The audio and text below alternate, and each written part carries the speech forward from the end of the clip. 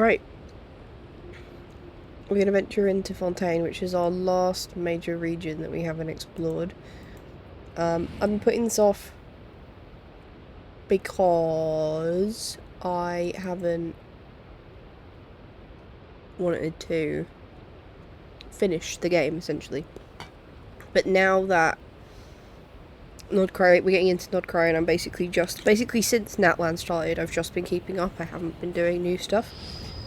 So I think getting this done, and then we just have to do the new content in Genshin. Plus we've got, like,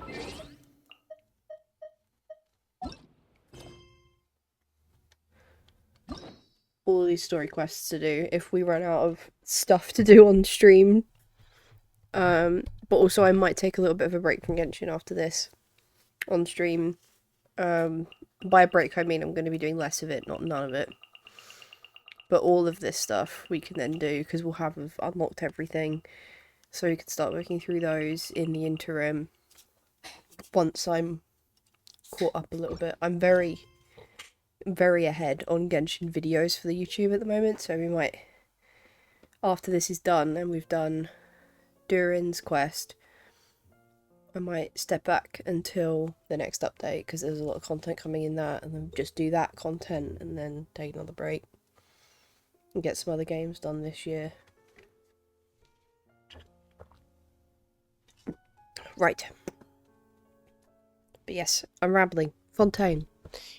I was waiting for Laura to do this, and then she started it with no warning. So I think means it's high time that we gave it a go.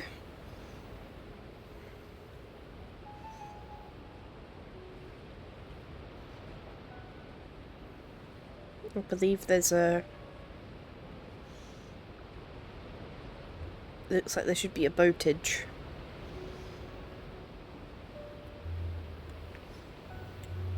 Yeah.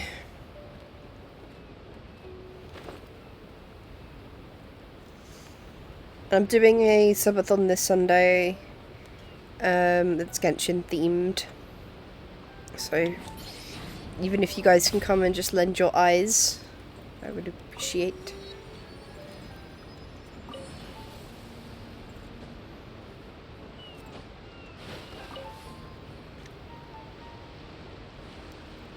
I'm excited because a lot of people say this is the best quest line in Genshin. I really like Nordcry, so we'll see where that lines up.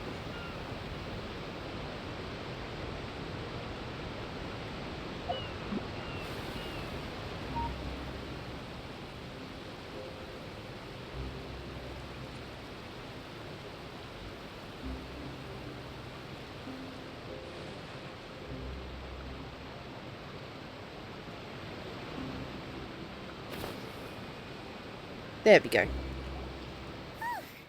After crossing all that sand and water, we finally made it! Oh, this must be Fontaine's port! Wow! Everything looks so advanced in Fontaine! Paimon's heard that the industry here is extremely developed, and there are all kinds of unusual machines! Just seeing the sights as a tourist is nice, but maybe it would be better if we found something to do! What do you think? Good idea! Nahida gave us loads of useful information. Seeking out the Seven is probably still our best source for information at this point. Yeah, the more we can learn, the better. So, what do you think the Hydro Archon's like? Will we get along? Nahida said that she has a very unique personality, whatever that means. To learn about a nation's god, start with the nation's people. There seems to be some locals talking over there. Let's go see if we can join the party. Okie dokie. Let's say hello to the French. If you ask me, it's a tragedy how things ended for him. Clearly, he was a pretty decent person.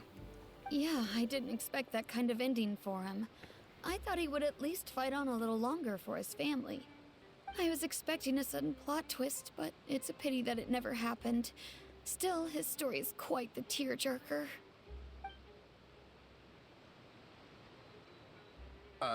Excuse me. Can I help you too?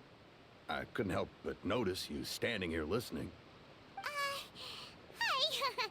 We're travelers new to Fontaine, and we had something we wanted to ask, but you seem to be really busy talking about some kind of play, so we didn't want to interrupt. Play? Oh, no. We're talking about something that really happened. In fact, it's a case that was just heard a few days ago. Ooh. Like, a real trial? But the way you were talking about it and the words you used just now made it sound like some kind of story. Well, good tales are often based on true stories, aren't they?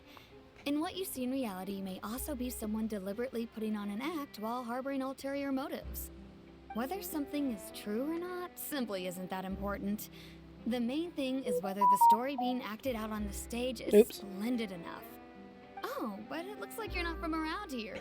You probably don't know that the Fontaine Court of Justice is called the Opera Epiclese, or more commonly known as just the Opera House. So they see trials as a sort of opera. But, shouldn't court cases be treated a little more seriously than that? Not to question Fontaine's way of doing things. It's just that putting someone on trial is usually a very serious thing.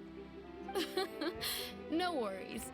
Other visitors to Fontaine have wondered the same thing. You could say that we just don't want to waste the moving stories behind those cases. And as for your worries about whether the cases are treated with due reverence, we have the absolutely just and honorable Chief Justice Neuvillette, as well as the Oratrice Mécanique d'Analyse Cardinal, a machine created by the Archon. Between the machine and the Chief Justice, false charges and injustice are a thing of the past now. Oratrice? Is it some kind of machine too? Oh, Paimon's curious. We should check it out if we get the chance. Wait, Paimon almost forgot to ask you our question. Do you know what we should do if we want to meet the Hydro Archon? Oh, that's easy. Just go to the Opera House. Lady Farina practically lives there. You could definitely say it's her biggest passion. I think what they mean is that they wish to speak with the Archon personally. In that case, I am afraid it's going to be a tad more difficult. You'll have to make an appointment well in advance, and it'll depend on whether or not she has any time slots available. An appointment? I mean, that's very The official. Hydro Very Archon's proper. super busy taking care of official stuff?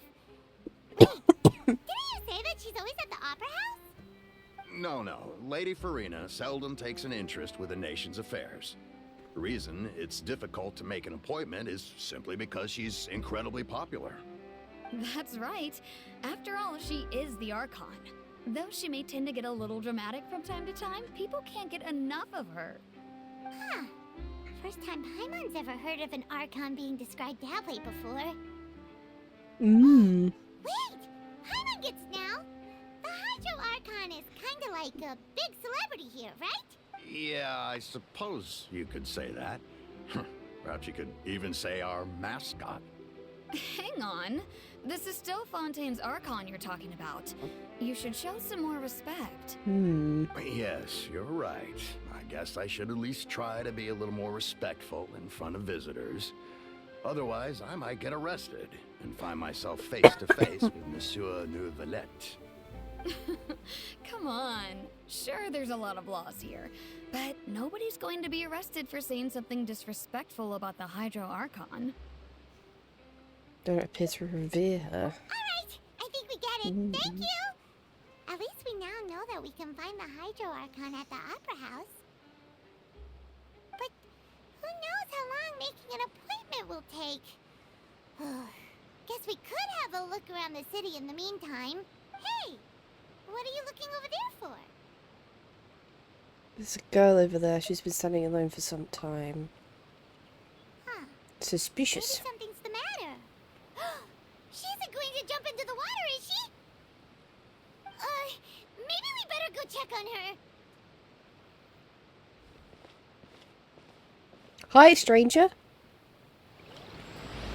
Mind if I intrude on your personal life?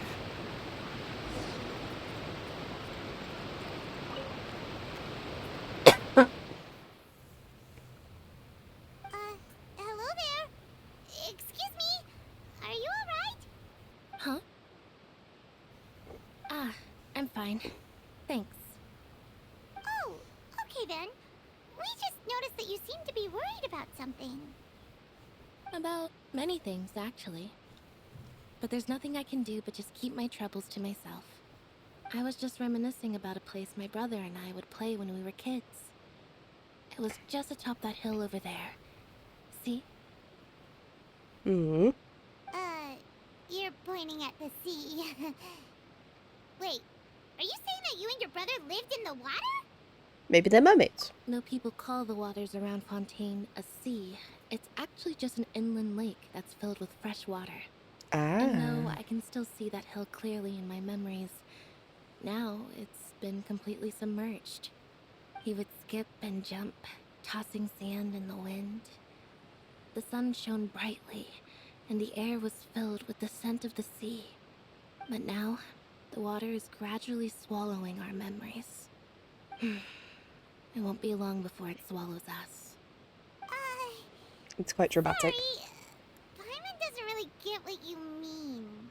Ah, I don't believe we've had the pleasure of meeting. Are you Lynette's new friends? Oh, and you are? Thanks for looking after my sister. She often comes here to reminisce about our childhood, that's all. There's no need for any concern. Ah, allow me to introduce myself. I'm Linny, and this is my sister Lynette. If I had to guess, I'd say you must be travelers from abroad. Nice to meet you. Paimon is Paimon, and this is the He's Traveler. dripping with We just charisma. arrived in Fontaine. We were just talking with your sister. Even though we didn't really get what she was saying. I see. It's unusual for Lynette to be so willing to talk with anyone. In fact, she seldom speaks at all. I'm usually the only one she ever talks to. Oh, really? Then you two are just like us. Paimon's always the one talking for some reason. For some reason. There's hardly anything left for me to say with you around. So that's how you think it is? I also think my brother can be too talkative at times. Seems you were right, Paimon. We are quite similar. So, what did Lynette mean just now when she said that the water is engulfing your memories? And that it won't be long before it engulfs you too? Oh, that. It's from a prophecy that's been circulating in Fontaine for some time now. Well, I suppose prophecy isn't exactly the right word, because that implies a certain amount of uncertainty. There's no doubt about what's happening in Fontaine now. Where to begin? Let's put that question on hold for a moment. We still haven't formally greeted each other yet, have we? Did all the introductions earlier not count? Hello, traveler. Oh? Hello.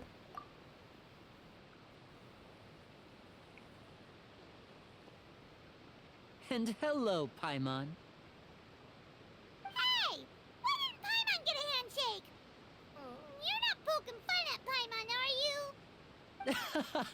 Please, don't take offense. Just consider it a sort of etiquette we have here in Fontaine when making new friends. You should remember it. It might prove useful. Oh, alright then. Well, Paimon's just happy to have a local friend now. By the way, we were just getting ready to go to the Opera House to meet the Hydro Archon. Would you be able to show us the way? So you're going to see Lady Farina? No problem at all. In fact, I was planning to go to the Opera House later myself. I'll gladly take you once I finish things here. Please, follow me. Okie doke. We hath begin.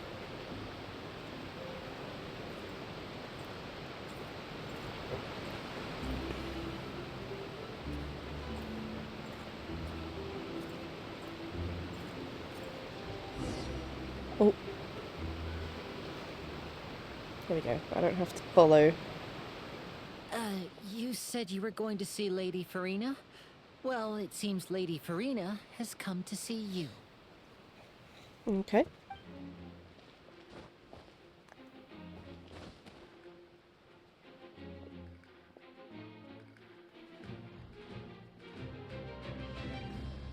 Hello? Oh!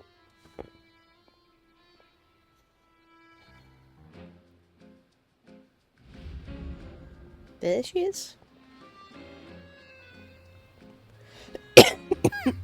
So, she's the Hydro Archon? But how did she know we were looking for her? My dear people, rich and poor, those with cup in hand and those with nothing at all, raise your glasses in celebration. If you don't have one, then just raise your hand in lieu. Woo! As you can all see, two unfamiliar travelers have arrived in our nation. Come, let us make a toast in honor of this traveler and his companion, who have journeyed here from distant lands.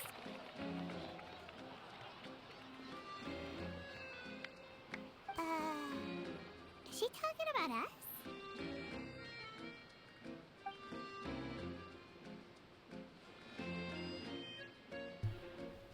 I've long heard of the turmoil and chaos you've left in your wake as you visited other nations. But I welcome you nevertheless. No, I have come to receive you personally. Fear is for insignificant cowards. I am a god, and I will never entertain the notion of such meaningless wariness. You can be rest assured. I see clearly your sincerity. Of course, seeking an audience with me is the most sensible thing to do. It will allow you to truly behold my power and witness my authority. Intelligent people always gather under the correct banner. I, Focalor, hereby welcome you to the nation of Hydro and acknowledge the value and significance of your trip. Now, you may rejoice in this. Yep, fine. It was easy enough. Paimon still can't believe it. Feels like we've only been here for a few minutes. But the Hydro Archon's entrance was, how should Paimon describe it? A little over the top? Miss Hydro Archon? How did you know we were coming? I see. As Outlanders, you inevitably lack even some of the most basic understanding. Don't forget that even the gods can be divided into the mediocre and the excellent. I suppose it's only natural for you to be awestruck by my abilities. You had best stop and consider. Do you really have the noble qualities and etiquette necessary to communicate with a god? All it takes is a flick of my finger for me to know everything about you. Whoa. Talk about sounding high and mighty. Oh? What's with these looks? Perhaps the welcoming ceremony still isn't enough? What else should I say then? No worries, Dave. Is she waiting for us to start talking? Wow, I didn't expect to see Lady Farina here. What a surprise! Wait, does this mean they're the legendary blonde traveler? How did I not notice before? Hey, what's all the commotion? Oh, is that Lady Farina? Is there some kind of drama going on? Of course. That's the blonde traveler. The one all those stories are about. Lady Farina came here to personally see him. Oh, I bet this is gonna be the duel of the century. Ooh, I've got to see this. I knew Lady Farina would never disappoint.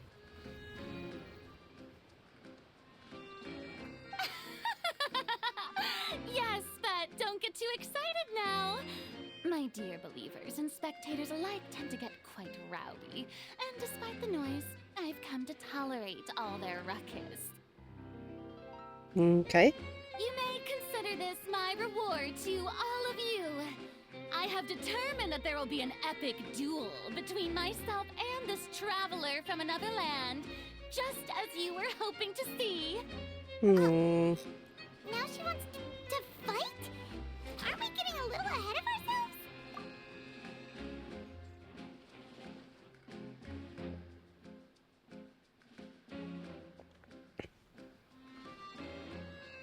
Oh.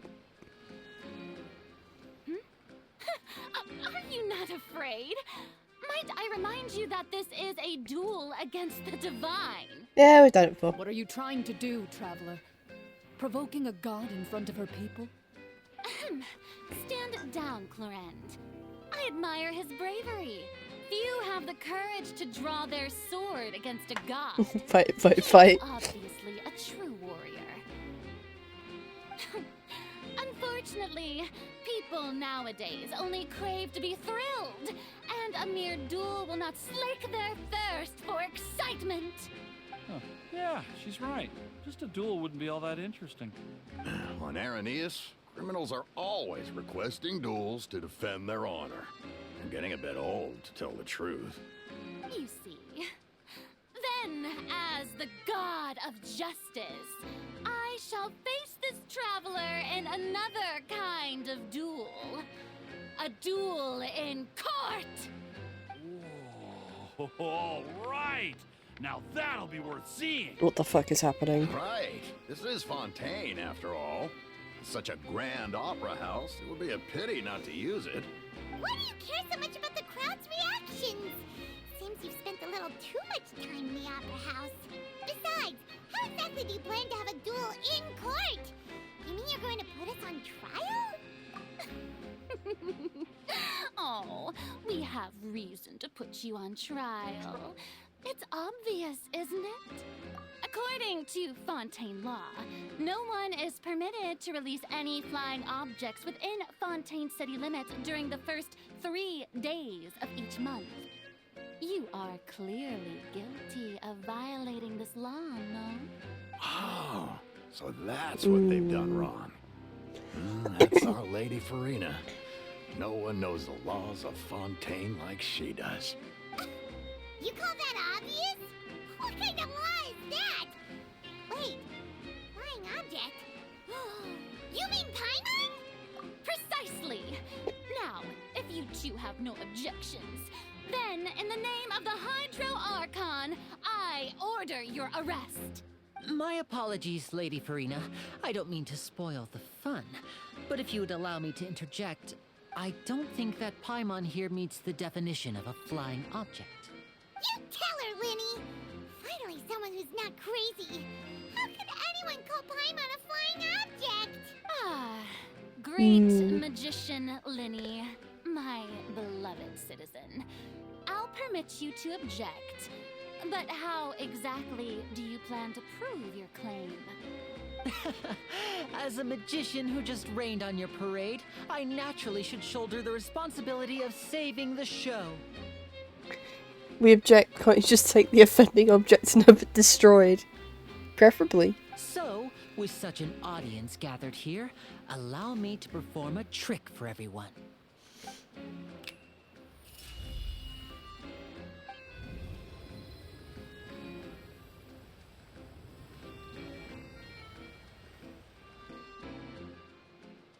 Ta-da! What's that on Paimon's back?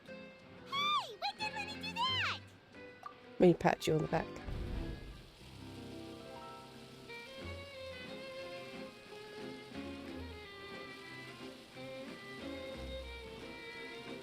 Aha!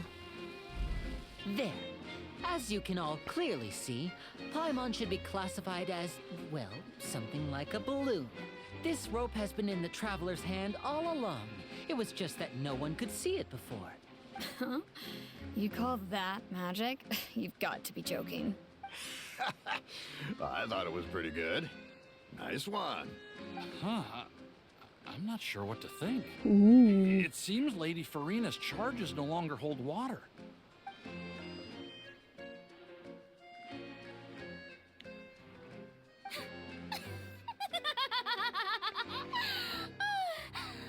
Amusing. Very amusing, Linny.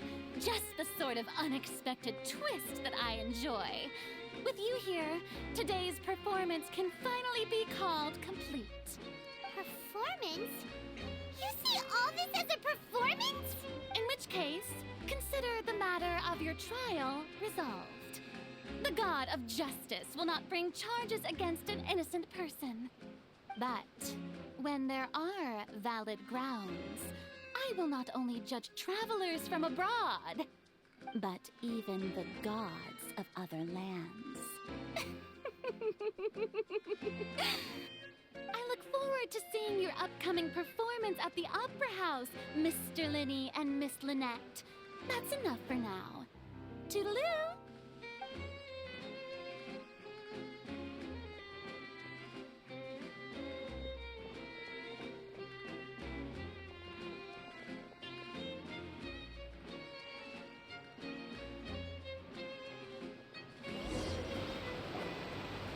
Yep. She's gone! Well, that's the most unpredictable Archon Paimon's ever seen. You never even had a chance to ask her anything. But that's a problem for future Paimon. That whole scene just now was really... Thanks for bailing this out, Linny. Don't mention it. I just happened to remember that there was such a law, so I did a little preparation, just in case. I didn't think it would actually come in handy. So, now do you see what kind of god Lady Farina is? A dramatic She one. can be a bit confusing at times, but she is still amenable to reason. Anyway, Paimon had no idea you were a magician, Linny. It sounded like you'll be performing at the Opera House, right? I just know a few simple tricks I use to make a living. Lynette is my assistant. It will actually be my first time performing on the most prestigious stage in Fontaine, the Opera House. But isn't the Opera House where criminal trials are held in Fontaine? When there are no public trials being held, the Opera House hosts a variety of other performances. To the people of Fontaine, the line between a trial and a performance can be a little blurred. And speaking of performances, I would be remiss to forego this opportunity gifted by fate. Might I invite the two of you to see my performance? My brother's Sure. always excited to make new friends. Oh, sure. We don't really have anything to do now, and we wanted to go to the Opera House anyway. Splendid. In that case, why don't we go together? I'll show you the way. I just have something to take care of first. Oh, you really mean it? Then I'll take you up on your offer. This is a magical item known as a magic pocket. Perhaps you can help me distribute them to the people here. Okay. Huh? What are they going to use it for? About that... You asked me before about the prophecy, right? Let me start by telling you a little more about what it entails. I'm not sure exactly when it began, but a prophecy has been circulating around Fontaine. It says that every person in Fontaine is born with sin. No matter how the nation of justice holds trial after trial, this sin cannot be absolved. Until one day, the water levels in Fontaine will rise, and the sinful people will slowly be drowned. In the end, the people will all be dissolved into the waters, and only the Hydro Archon will remain, weeping on her throne. Only then will the sins of the people of Fontaine be washed away. Ice Snake. Yes, we are doing Fontaine. We are in the Fontaine. That sounds pretty gloomy. Why are people in Fontaine born with sin? What is that supposed to mean? There are lots of guesses. Some say that the ancestors of Fontaine stole the power of the seas and stirred its wrath. Others say that the people of Fontaine never heeded the first Hydro Archon's warnings and offended Celestia. But here in Fontaine, evidence is what matters. There hasn't been concrete evidence for any of these claims, so they can only be regarded as conjecture. If even the people in Fontaine don't know what sin they committed, wouldn't it be better just to ignore the prophecy completely? Why bother feeling guilty all the time? That's exactly what the people did at first. But in the last few years, the water levels in Fontaine have actually started rising.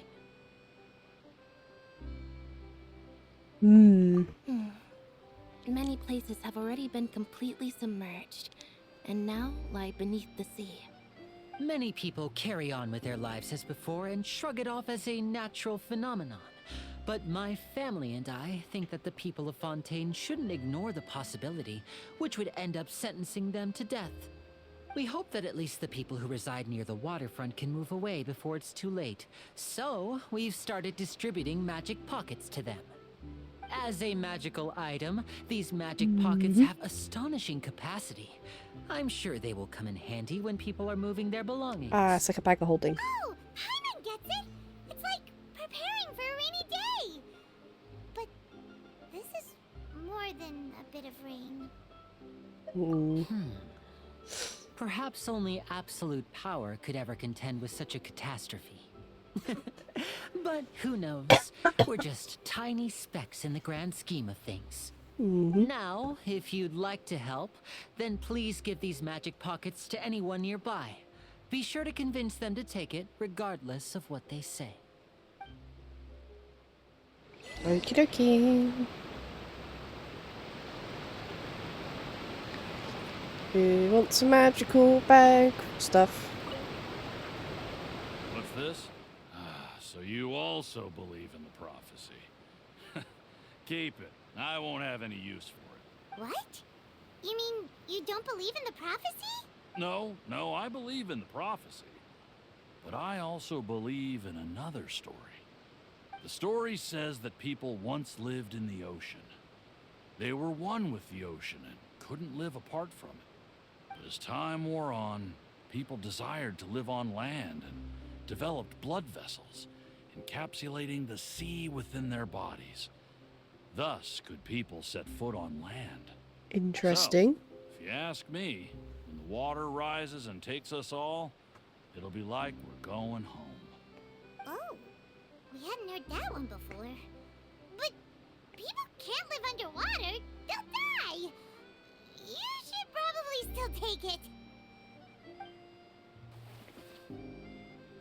All right, I'll take it.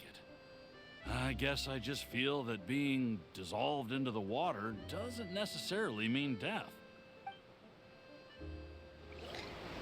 Got a lot riding on that belief, buddy. Hello. So you're the blonde traveler that everyone's been talking about. My apologies for not recognizing you earlier. Oh, a magic pocket? Seems you really thought of everything. I guess it's better to prepare for the worst and hope for the best. Yep. Thanks. Please, also thank the magician on my behalf when you get the chance.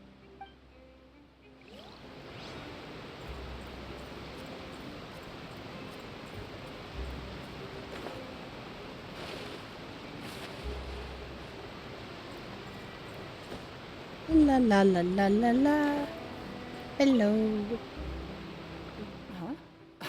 I don't want that thing. Way I see it, if the prophecy's true, it's still gonna be a long time before the water can cover everything. Life is all about living in the moment. What use is there in worrying about the future all the time? We'll cross that bridge when we get to it. You should still take it. You never know when it'll come in handy. Oh, all right, fine. Thanks. It's just that if I start moving, that means I've already given up on the life I have now. I'd really rather not. If the water starts rising, you'll be fine because you work on a boat. Anyway. Hi, Liddy. Oh, you already handed out all of the magic pockets? That was fast. So, what did people have to say? I bet you heard some interesting opinions. Yes, but that will change once disaster strikes. I know they'll change their minds, so it's only right to help them prepare. Is there anything else you need to do before we leave? Yes, one last thing. I have the magic pockets made by a workshop in the court of Fontaine. Since we're out and about, I was thinking about bringing him some more materials. So, you want to collect Okay. materials? Just tell us what the materials look like and we'll help. Many hands make light work. Oh, that would be much appreciated. We'll need some Romaritime flowers. I remember seeing them near the waterfront on the east side of the harbor. I love when we start a new Archon quest and we go from being like a legendary hero to errand boy.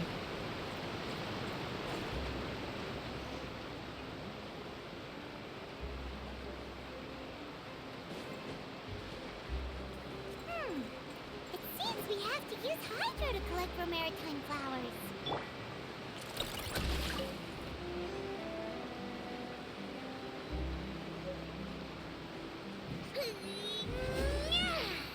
Nope. No claw.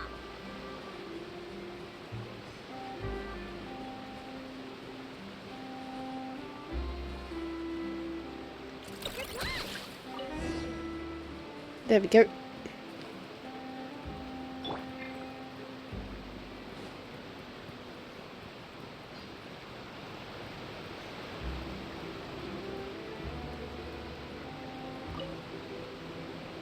You made quick work of that. I can tell you're an experienced traveler. I've also finished collecting a few here. Maybe next time you'll feel like helping too, Lynette. No way. I'm in power-saving mode today. Otherwise, I fear I may not have any energy left for the performance at the Opera House. Fine. Though the performance is still a long way off. Now that we're finished here, we should get ready to head back to the court of Fontaine. So, we're going to the court of Fontaine before we head to the Opera House? Good. Paimon wants a tour of Fontaine's largest city and try... Oh. Wait, shh. Have you noticed that person over there? The young girl. Huh? What's wrong with her? Paimon didn't notice anything. She's obviously a thief. Magicians and thieves practice similar methods. We divert attention, and a distracted audience is one that won't discover what you're really doing. Watch her movements carefully. She's doing a steal. Oh, he's right! Shh, keep your voice down. We need to think of a way to catch her, but it seems she's very alert. Perhaps we should split up. You two can ride the lift over there and wait up top. I bet that'll be her escape route if she tries to run. All right, let's go.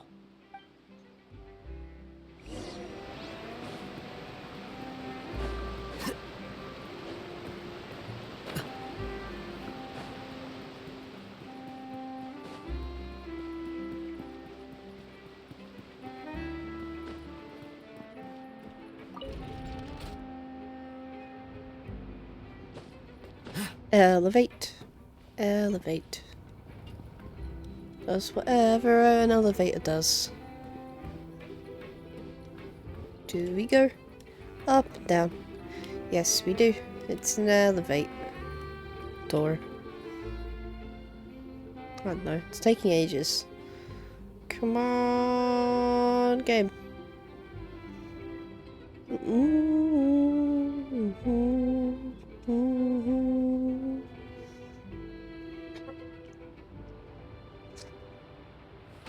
Wait.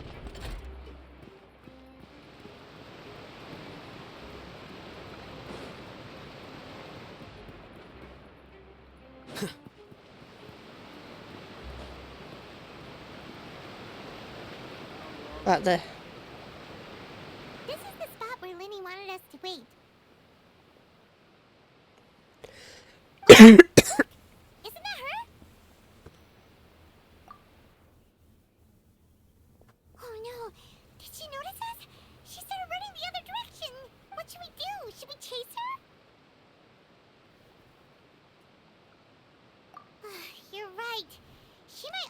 trying to lure us away. Nothing's happened for a while now. Paimon wonders if Lenny caught the thief. Yeah, let's go.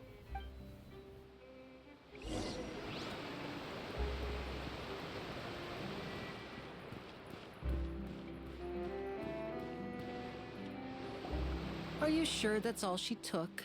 You should check to make sure you're not missing anything else. No, that was all. Oh, I can't thank you enough. I didn't notice a thing earlier. Anyway, I should be going now. Thanks again. Oh, were you returning what the thief had stolen? That's right. Pity I wasn't able to catch her. She distracted me by dropping the thing she stole on the ground. By the time I looked back, she was already gone. I saw the general direction she went, but Lenny twisted his ankle, and I needed to make sure he was okay. Oh, did you get hurt, Lenny? I'll be all right. It's just a twisted ankle, that's all. In fact, it's feeling better already. If you That's want to play nice. at being a hero, at least try not to get hurt doing it. Imagine what would happen if you managed to derail our performance as a result. You're right, you're right. Sorry, Lynette. I have to admit that the thief was even more skilled than I had anticipated. But at least we were able to get the stolen items back, so it wasn't a complete failure. What a slippery little thief. Guess things turned out all right in the end, though. Lenny's initiative paid off. Woohoo! All right, let's put this little detour behind us. We should go to the court of Fontaine now. This does seem to be taking years. Yay, we get a little heal.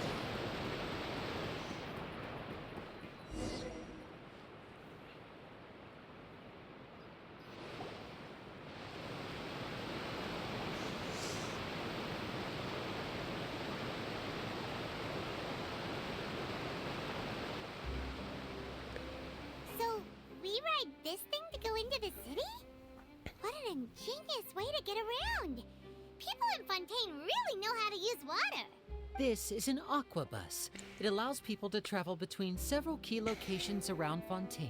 Aqua bus. It's pretty convenient, but the ride can become a little dull after a while. The scenery is always the same. That's why it's better to travel with friends. So you mean it's still boring even when I'm riding with you? No, that's not what I meant. It's just that, well, you don't really talk that much. Besides, it doesn't really feel like a real trip when it's just the two of us. It's the same as being at home. Whatever. Guess that's what it's like to be an older brother. It's about time for us to leave. Let's get on board. Choo choo, let's all get on the bus. Oh.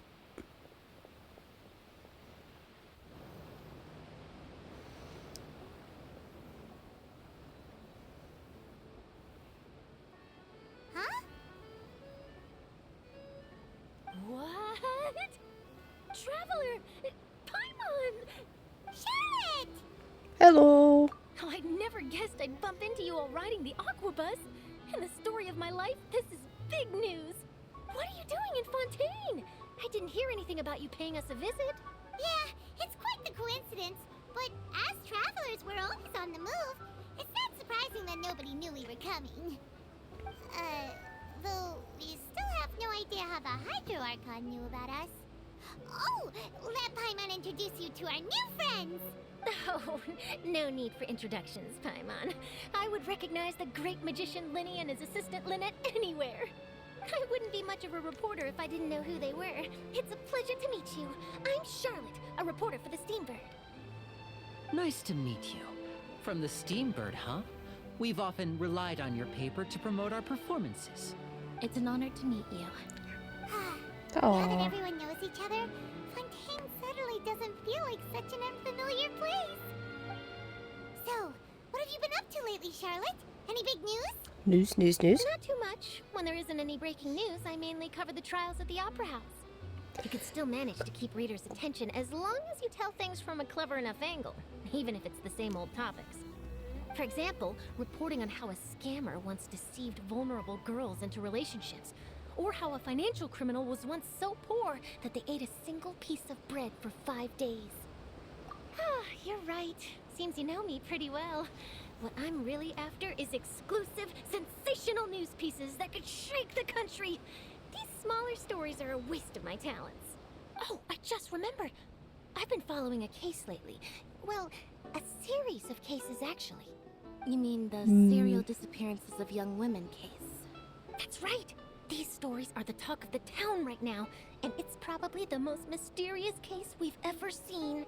If I'm the first with a draft ready to publish when the case is finally cracked, and it's the headline story in the Steambird, oh, when that happens, I bet all the other reporters will shed tears of envy. I've already gathered all kinds of materials. I just can't wait for the truth to be revealed. So, what is the serial disappearances of young women case? You mean the culprit hasn't been found? Yep, normally my main. That's right. The first missing girl case happened almost 20 years ago. And ever 20, since, huh? after a period of time, another girl disappears. What the cases have in common is that the girls are all of a similar age, and that they've all vanished without a trace. But the scariest part is that to this day, none of the girls have ever been found.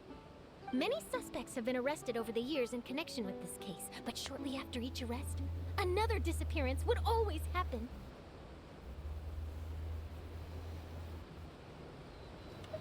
Yes, it's possible. But either way, I believe that every case has some precise truth behind it, waiting to be exposed. Yes, Perhaps. I agree. And at the very least, the family of those missing girls deserves some sort of explanation. I just imagined for a second what I would do if Lynette were to suddenly disappear. I'd pay any price to get her back, and then find a way to track down the culprit. Please don't imagine that, Lenny.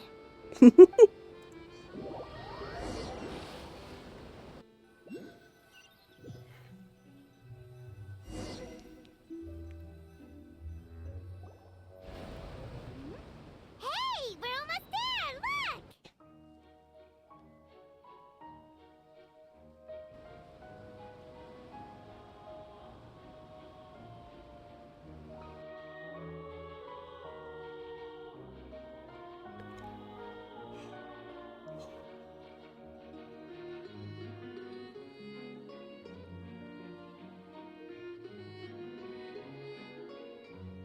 Ooh, pretty.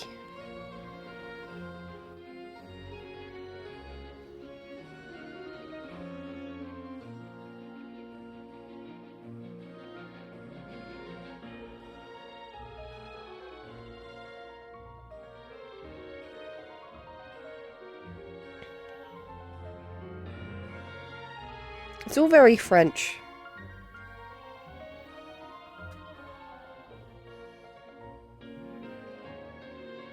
Well, I really enjoyed chatting with you. Life should be full of pleasant little surprises like this. Yeah, us as well. The ride went by too quickly. I have an interview to get to. I should get going before I'm late. How did we get off? Okay, Hyman hopes we can chat again soon, The Charlie. front of the bus doesn't have a ramp down. Bye now. Oh, be sure to stop by and see me at the Steambird when you have time. Okie dokie. Tough job. Always running around and interviewing everyone. Well, where should we go now? If you don't mind, how about we stop by my home first? Besides, I still have all the materials we collected. Sure, we wouldn't mind at all. This city is so huge, Paimon wouldn't know where to start anyway. Okie dokie.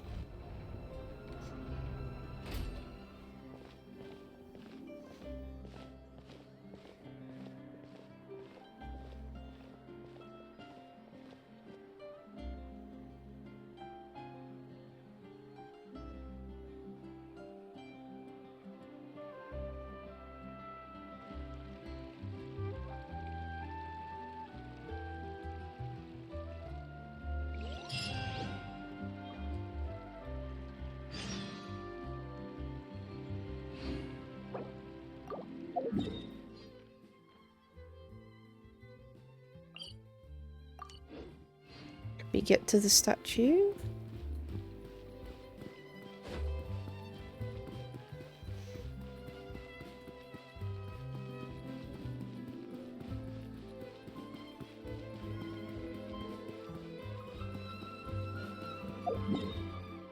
No, the statue's much further on. Okay. Flicker.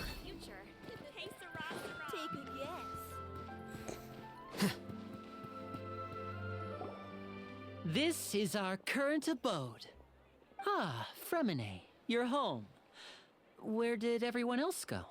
I have some new friends that I would like to introduce. Oh, they all just went out a moment ago. I see. Everyone is getting busier now that Father will be returning soon. I suppose that can't be helped. Allow me to introduce you to my little brother, Fremine. He is a phenomenal diver. Hello. It's a very specific skill. Nice to meet you. Paimon is Paimon, and this is the Traveler. Oh, you sound very proud to have a diver as a brother, Linny.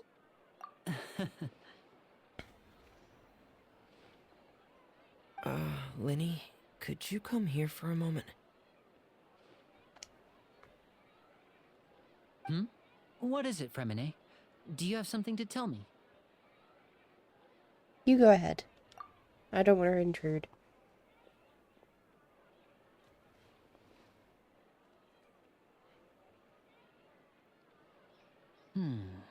Okay, I see. Is everything all right? Oh, it's nothing.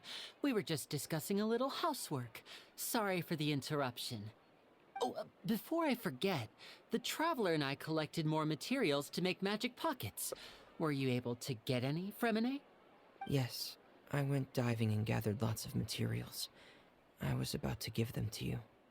That's our Fremine, always quick with the underwater work.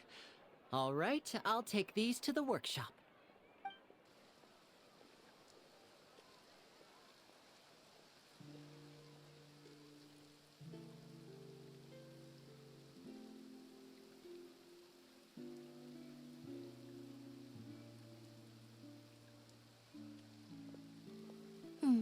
Looks like rain. Does? Oh, you're right. But wasn't it clear and sunny just a moment ago? Fontaine's weather sure is weird. I'm afraid that's just how it is here. It often rains on days where there are trials being held in the Opera House, but don't worry, it'll clear up soon enough. What? What's wrong, Fremine? There's a legend about the rain that I tend to believe. It's said that a dragon of water once resided in Fontaine. Though we don't know where the dragon went, every time it weeps, the skies will cloud up and pour out rain. When I was a child, my mother told me that if I wanted to go outside and play, I should yell toward the sky at the top of my lungs. Hydro Dragon! Hydro Dragon! Don't cry! If it's an elemental dragon, then having the power to make it rain wouldn't be very unusual. Let Paimon try something. Oh, please don't. Hydro Dragon, don't cry!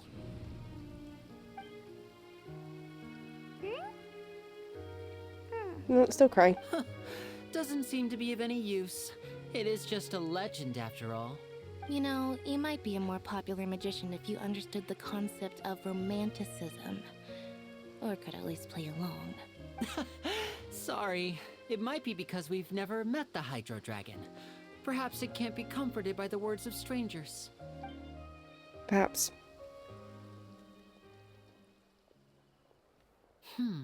It rained for longer than I suspected. Oh, it's already getting late.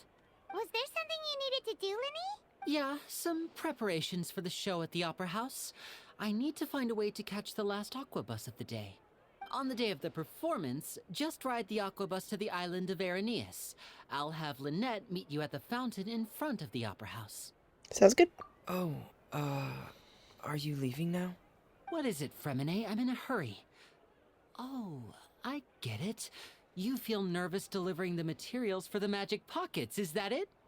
Perhaps we could trouble the Traveler to help us take these materials to the Beaumont workshop and deliver them to the owner there?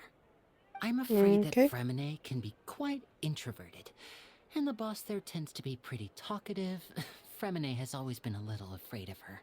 No trouble at all. Don't worry, we're on the case. Sorry for the inconvenience. I'm quite useless when it comes to such tasks. I'll think of a way to make it up to you. Oh, no need. This'll be a walk in the park for us. As you can tell, Paimon is a yap machine, so we'll be a-okay.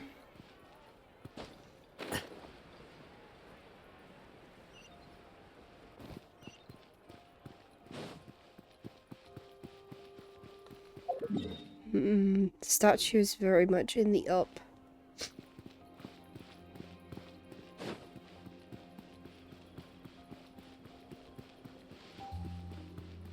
How do we achieve the up? So I'm just gonna try and achieve the up and then I'll come back.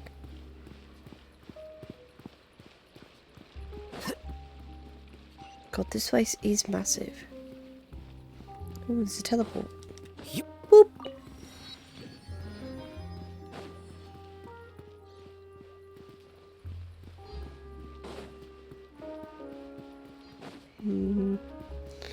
We haven't done enough up.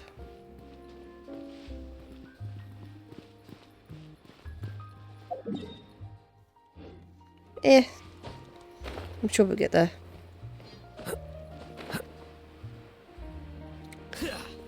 Meow.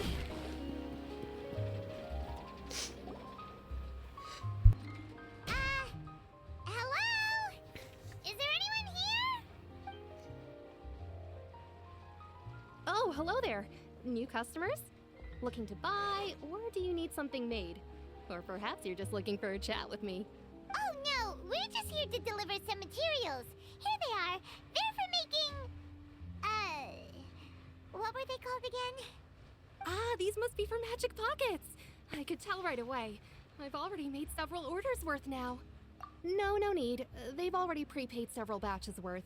When they told me what they'd be using them for, I even offered them a discount. But they insisted on paying the full amount, saying that I had a business to run. It seems both their hearts and their pockets are made of gold. Whoa. So, is Linny actually loaded? I can't say for sure, but who knows? Maybe there's good money to be made being a magician in Fontaine. Maybe? Hey! Is this machine what you use to make stuff here? It looks really advanced. Why use your hands when a machine can do the work? It would be a waste not to use the latest technology, and wasting is a kind of crime. But where does a big machine like that get its power from? Well, it's a little complicated. I'm not sure I can put it in layman's terms for you. But basically, everything we usually use here in the city is powered by indemnitium. It's a type of energy that's produced from trials. Huh? How can trials produce energy? Well, I'm not completely sure of all the details myself, but basically, when a trial is in session, the Oratrice Mécanique d'Analyse Cardinale harvests people's belief in justice and converts it into energy to be used all around Fontaine. So that's what its other function is? Paimon heard that the Oratrice was created by the Archon to make judgments. But Paimon still doesn't get it. How could something unreliable like people's beliefs be turned into a stable power source for these machines? Venti and Nahida both said the gods rely on belief to obtain power. Oh, yeah! So that means the Hydro Archon relies on the machine to take the energy created by belief and turn it into power for all of Fontaine, right? Even though I've never heard anyone really put it that way before, it sounds like it makes sense. Besides indemnitium, we have another type of energy called pneumosia. It isn't produced by the power of the Archon, but it is unstable by nature. Even now, it still cannot be widely used by civilians. I thought I'd find you hard at work, but here you are chatting the day away. Since you're already talking, I'm sure you wouldn't mind a few words with me. You again? Didn't I already promise you that I'd have the more I owe to Confrérie of Cabriere by next month? Why are you hounding me now? Yeah, but how do we know that you won't go running off by the end of this month? I want 50% today. Wait, no, 70%. Huh? You... Seems business isn't so great for the workshop. We've already finished our job and delivered the materials. Maybe now's a good time to leave? Hey, hold on. Before you go around trying to collect Oh, payments, why fuck's don't you settle sake. your own debts first? If Hi, Conferi of child. Cabrera wants to poach clients from Northland Bank, that's fine. But I'm afraid you still owe the bank a hefty sum of mora. So why don't we work things out between us first, before you get back to your little conversation here? You're from Northland Bank. But we said we'll pay everything we owe next month.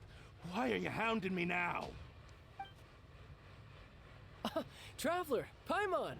I didn't think I'd run into you here in Fontaine. What are the chances? We're surprised to see you too. What are you doing here in Fontaine? You didn't want to stay in Snezhnaya? Does he count as a friend? Long story short, I've already been in Fontaine for some time now, and honestly, things have been pretty boring. But it seems that fate brought our paths together today. Not only will I have some good friends here now, but ones who always seem to find trouble. Either way you look at it, it seems things are going to get a lot more interesting now.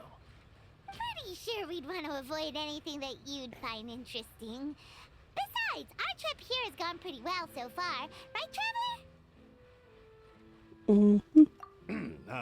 Hey, you, Northland Bank boy. Aren't you forgetting something? Don't interrupt. It's not often I run into the Traveler like this. Why don't you wait for me over there for a while? You kidding? Aren't you the one looking for us? You really expect us to sit and twiddle our thumbs while you catch up with your friends? Listen to me, boy. If you want your mora, fine. Why don't you come and take it? Hey, I just said not to interrupt. Oh, by the way, Traveler, the last time I took Tonya and Tusser ice fishing, Tusser said, Hey! That's way over the line! All right, boys, let's see who has to pay up now! Can you at least let me finish one sentence? Fine.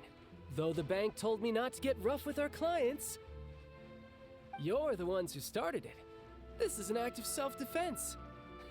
You two will have to be my witnesses, okay? I'm sure this won't take long. Just give them a bit of a roughen up. You don't need to kill them. You can run, but you can't...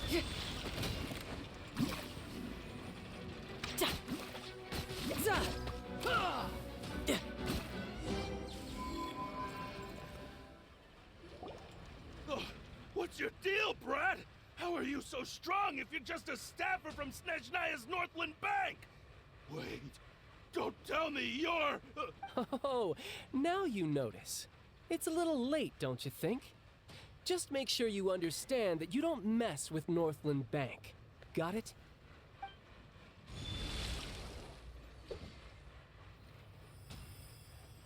Huh? Now's my chance!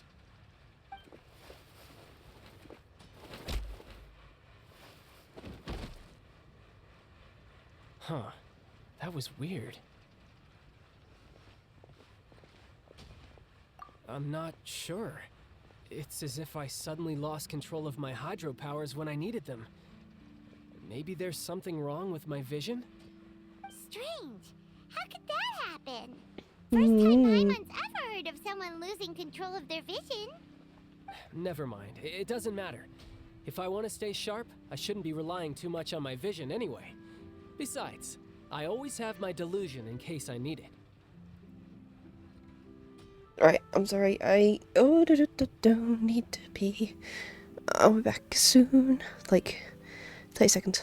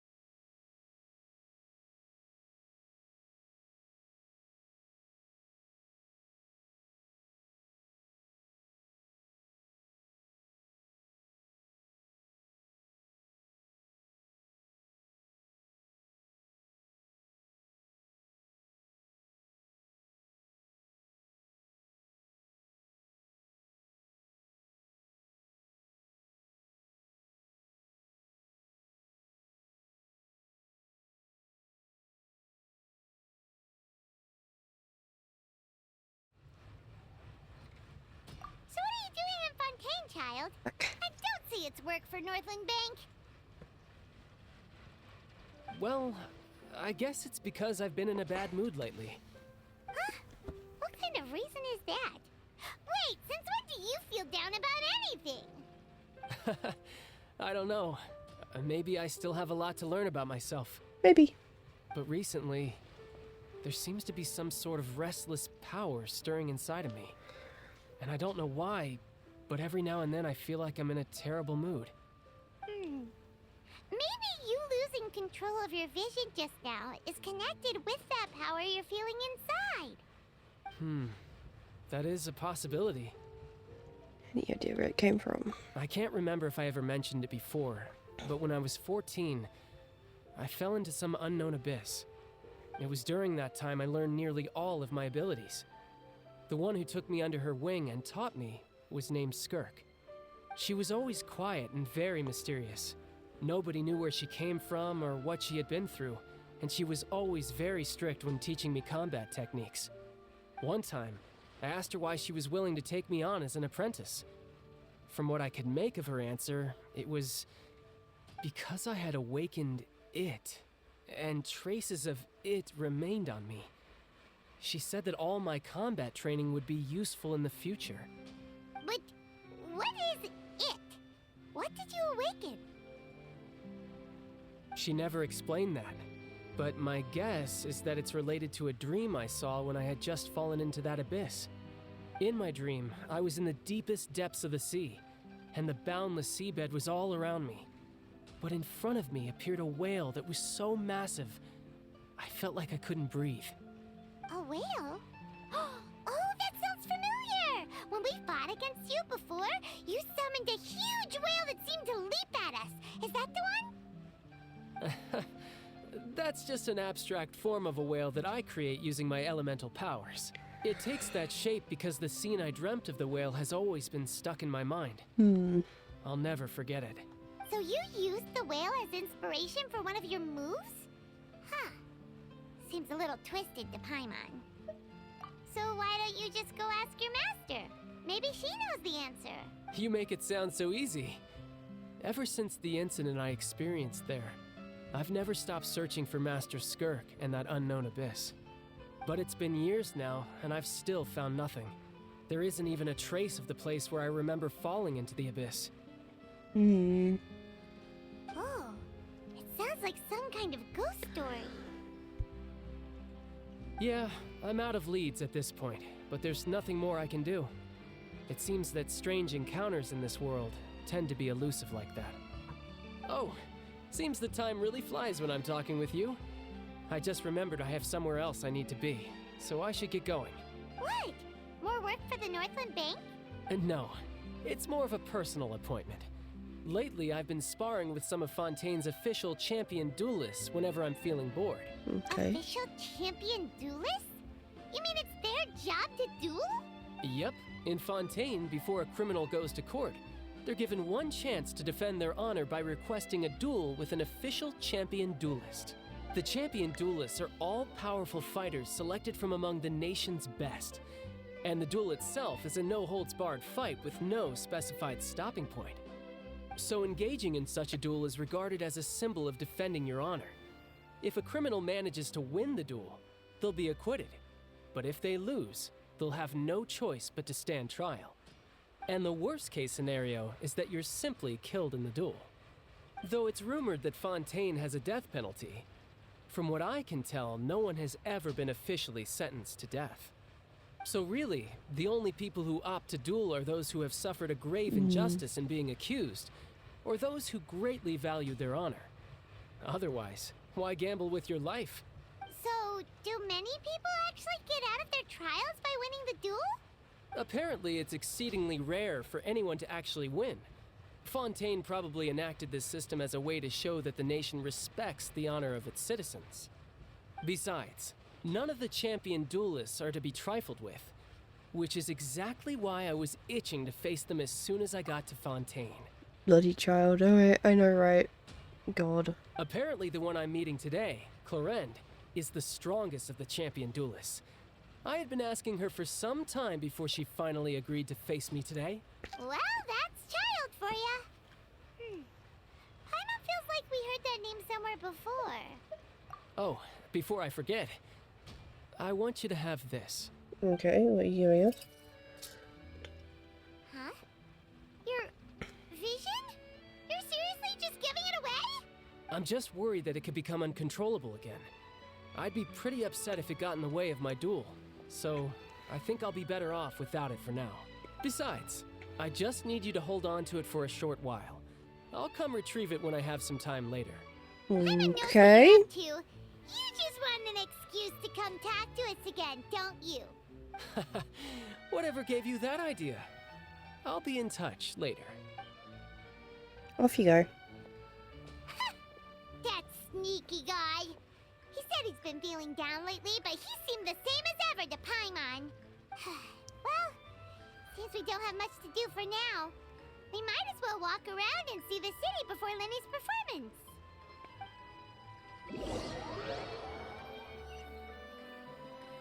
Right, we walk everywhere. Wow! Who could have seen that coming? The reporter who was barely around for most of the story was the murderer all along! Sorry. Paimon was just surprised, that's all. Paimon never saw that twist coming. The murder mystery novels here are amazing! Never thought I'd see the day when Paimon would enjoy reading. The whodunits here in Fontaine are a lot different than the light novels you see from Yai Publishing House. Both have their merits, but Paimon thinks this style of novels are more, well, novel. It's so exciting to reach the moment when the mystery is uncovered, especially in the one Paimon was just reading. You should buy a copy and read it too. Oh, sorry about that. Paimon will be more careful next time. Hey, shouldn't we be heading to the Opera House to see Lenny's performance soon? It's almost time for the show to start, so we should get going. Lenny said that the Opera House is on Aranias, so let's go ride the Aquabus! Ooh, can we get to the statue now, or is it still up? Oh, I think it's still up. It's still in the up.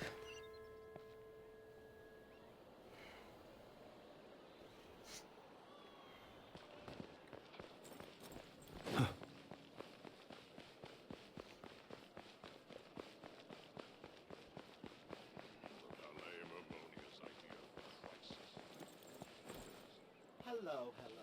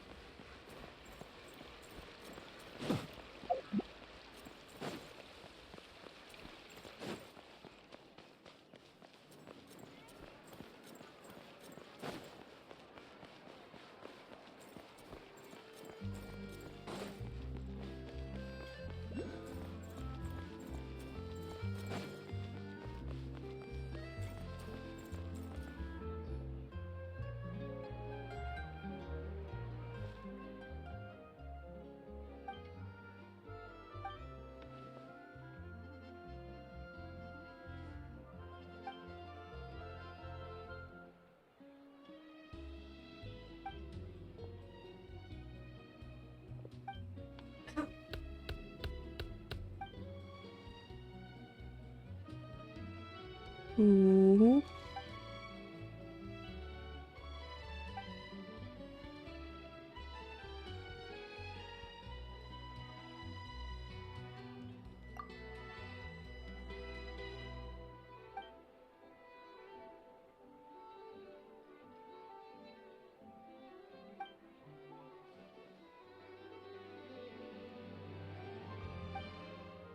Okay.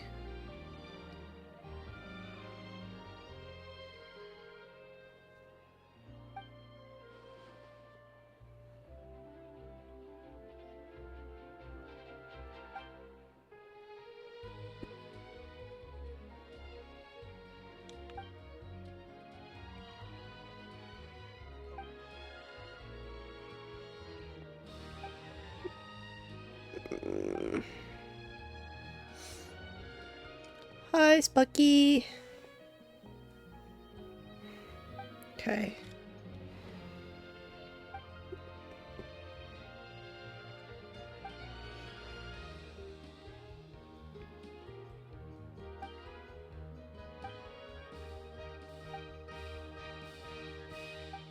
Interesting.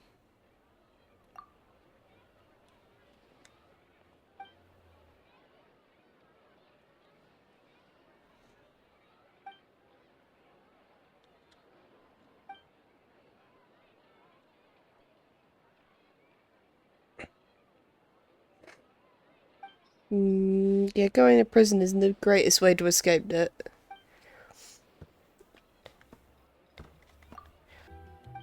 Anyway, we'll just go through some of this dialogue. Because I don't think I care. Da, da, da. She wants to be a billionaire. Her life is over.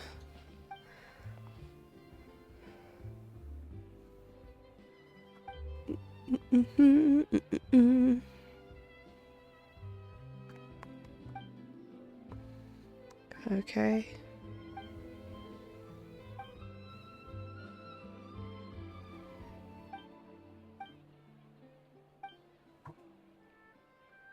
Oh god, another loan?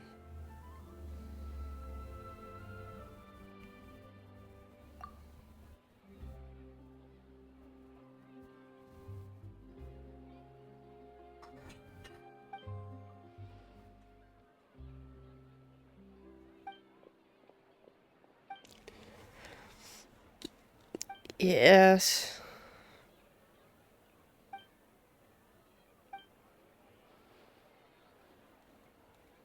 Okay, so she's an inventor, but she's terrible with money.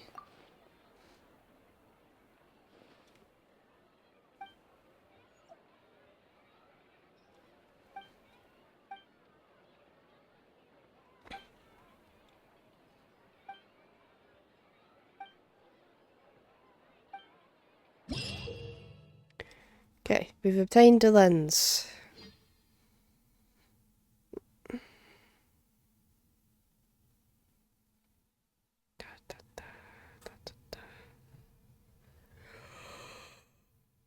Oh.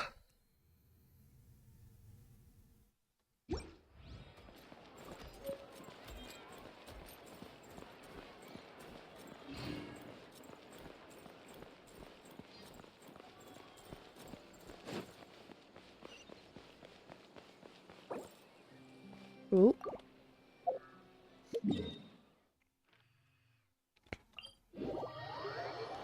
That's a bit closer.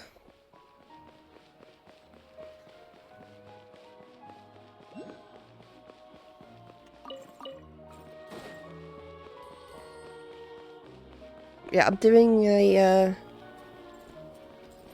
subathon on Sunday. It's a little bit different than normal because I feel like I've already been here. Am I going in circles? Oh, this place is already confusing me. Well, there's a teleport here. I can grab that at least. What was I saying? Yeah, subathon on Sunday to do my Genshin World quests because I really need to get them done. And I've been putting it off. So I've got them on like a random selector. And each sub is going to be like one spin on the wheel to add a quest onto what I need to do. I've got a little bit more setup I need to do. But that should be fun. Oh, I literally am just going in circles. I have no idea what I'm doing. I like that idea. Yeah, I thought it would be fun because it's got the added chaos of not knowing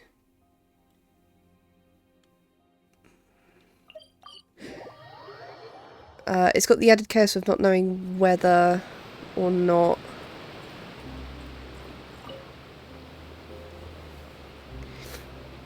the world quests can be like a 5-minute thing.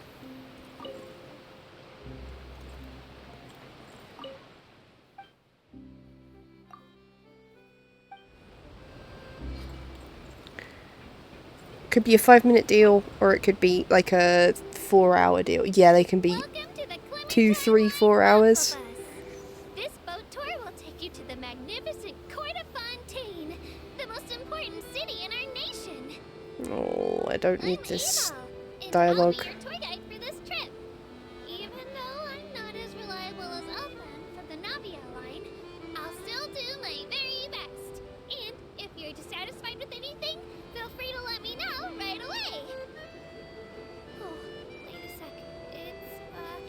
Please contact a staff member with your feedback after reaching the station, and we will address your concerns as soon as possible. Back on topic. The destination of this trip will be the Court of Fontaine. If you'd like to learn more about the latest technological developments in Fontaine, the hottest new trends in cuisine, or upcoming sensational trials, please subscribe to the Steambird. Okay. Yeah, I've got the cabbages, whatever they're called. The Aranara quest isn't finished. So basically the rule is if I roll something that is part of a chain, I have to do every quest in that chain. It's not like I can do one sub quest and it's done. So I could end up getting towards the end and somebody makes me roll a 4-hour quest and I have to do 4 hours. Thriller, Great Detective Herlock, which recently reached its dramatic conclusion.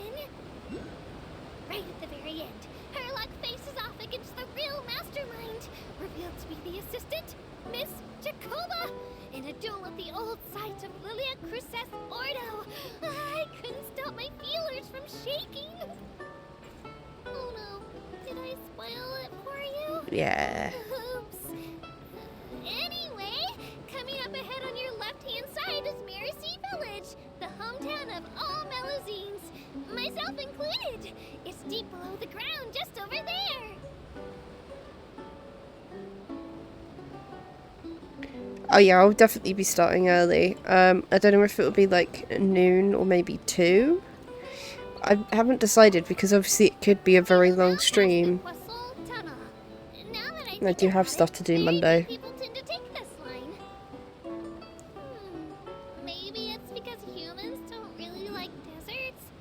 After all, the most popular route in and out of Fontaine is through Liyue's Tenyu Vale. I've heard that in places with lots of sand, even Clockwork Mecca will start to malfunction. I mean, Just got to no pick that up. rational person would try to cross a vast, hot, and dry desert to get to Fontaine, right? Yeah, I think I'm going to start with 5 and then see how many subs get dropped. I think 5 would give me at minimum a 2-hour stream if I get really unlucky / lucky with the rolls. But that could be like a 3, 4, 5 hour based stream. Plus if anyone subs on top of that. I don't know. I haven't done a subathon in such a long time, and I feel like, you know, with the work situation, it's the right time to do it. Even if it just brings in some ad money. Like, my ad money hasn't been bad this last month. And it's also just fun.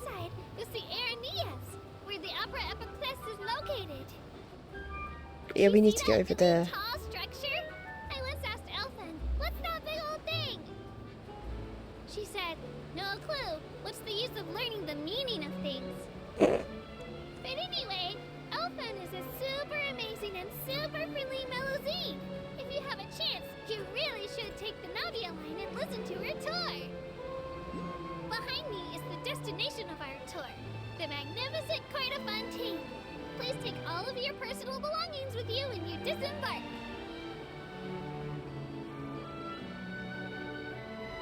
I really hope that we can mosey our way over to the other line, because I'm very lost.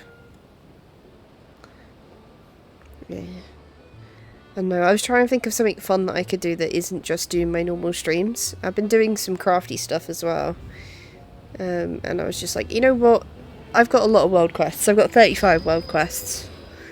And obviously chances are I won't complete them all in one stream, so it could be a series. Well aboard the Aquabus. Please keep your head, hands, and other body parts, as well as your canes, swords, cameras, and other personal items inside the boat at all times. The Aquabus operator bears no responsibility whatsoever for any injury or loss incurred as a result of disobeying the rules. Maybe it's a bit late for the disclaimer. Anyway, I'm happy you've had an incident-free journey today, and it was my pleasure to serve as your tour guide for this trip. Thank you! You're welcome!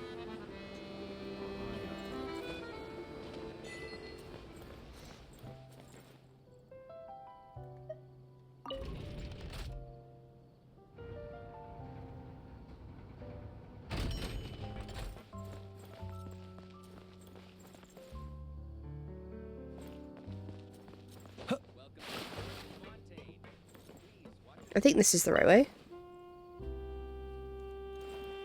Hello. Oh, when does it leave? Now. Okay. Oh, this is nice. I am Elfan. Hello. The boat will be departing imminently. Please do not stick your head, hands, or other body parts outside the boat. The Aquabus operator is not responsible for any accidents or injuries resulting from doing so. Also, please remember to buy the Steambird, though I don't read it myself. It would be faster if I ran, but I was trying to, like, run and it wasn't... I just kept going in circles. Points of interest worth visiting include the Fountain of Lucine and the Opera Epiclès. If you look to the Sounds left slightly in the direction depressed. you're currently traveling, you will see the famous Fontaine Research Institute up in the sky. An experiment gone wrong turned new sightseeing opportunity. Human ingenuity truly is a wondrous thing.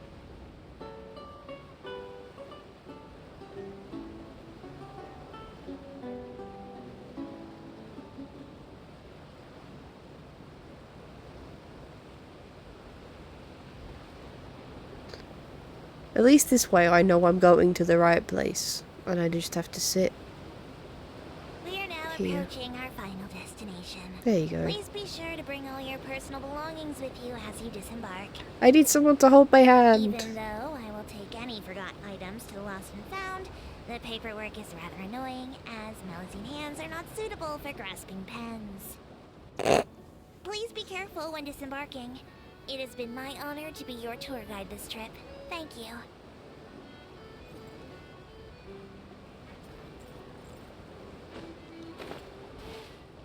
Dankeschön. Oh, there's a statue right there. Whoop. By the way, if you've not played Genshin, I don't know if you have met the Flins. He's a very pretty man. And a fae. And he's currently my powerhouse.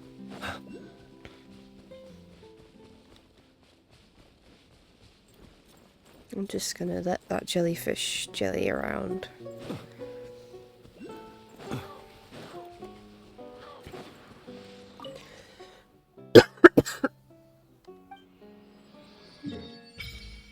It's, yeah, Genshin's gotten good again. Well, I think it's been good since Fontaine came out, to be honest. Everything I've heard from people who've played this so far have said Fontaine is one of the best bits of game story in the game. I know there was a lot of criticism for... Okay, fine, fuck you then. There was a lot of criticism for that one, but I enjoyed it. Nodcry has been amazing so far. And now we're doing Fontaine, and then I will have done everything, like, Archon quest-wise. Puppy! Hi, puppy! Genshin, why won't you let us pet the dogs yet? That's the only quality of life improvement I'm interested in. Give us the dog pats. We've still been begging for it.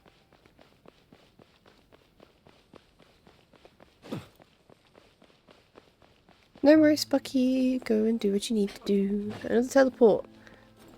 Excellent. Give me the primo gems. Give me the primo gems. I need wishes for characters. So please give me your primo gems.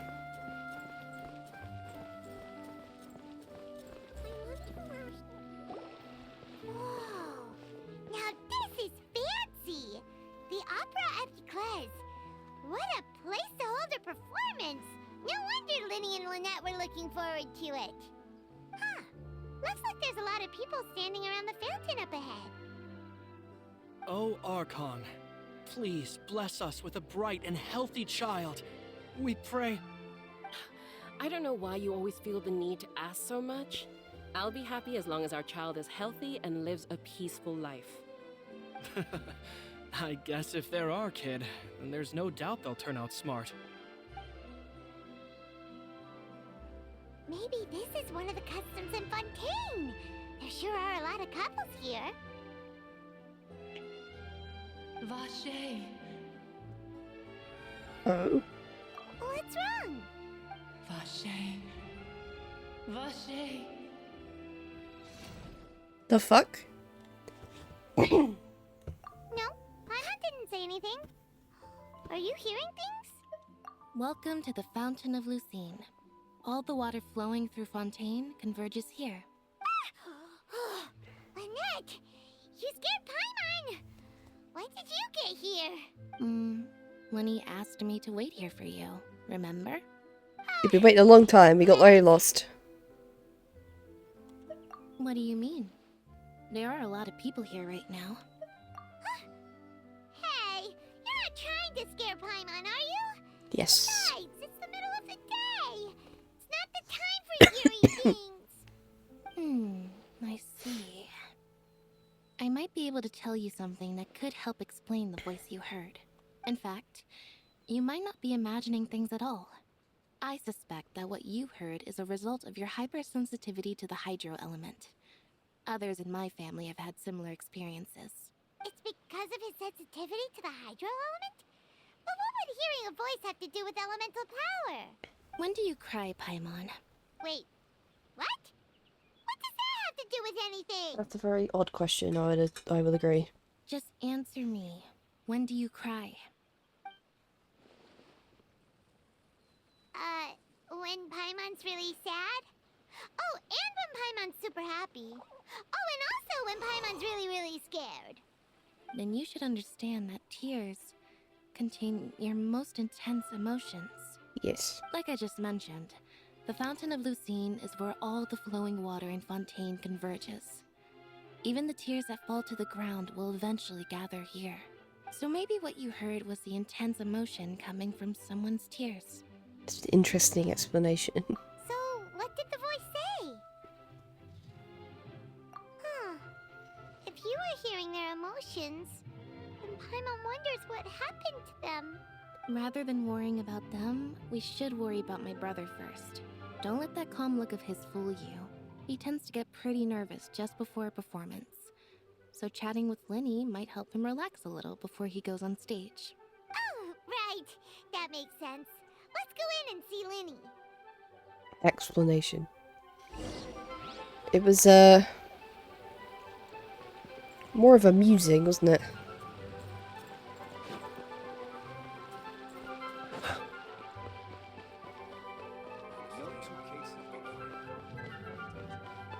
Right. Let's go.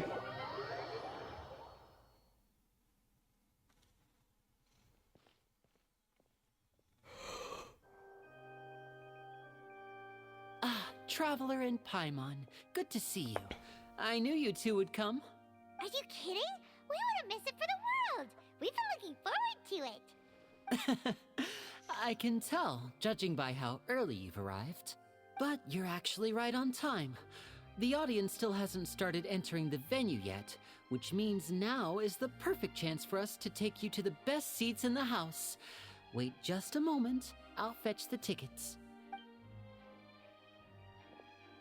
Ooh.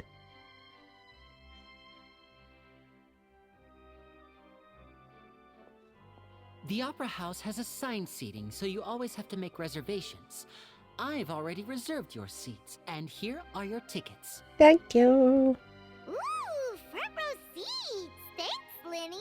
Don't mention it. There's no need to keep thanking me. Hey, Linny!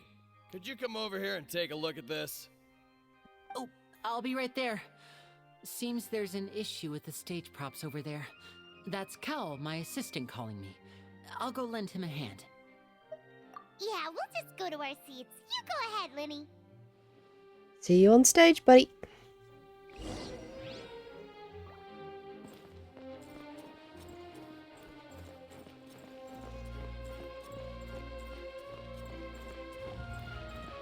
Ooh.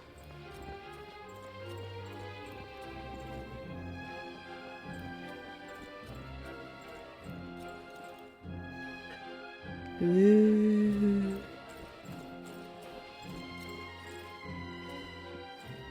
Okay, this is cool.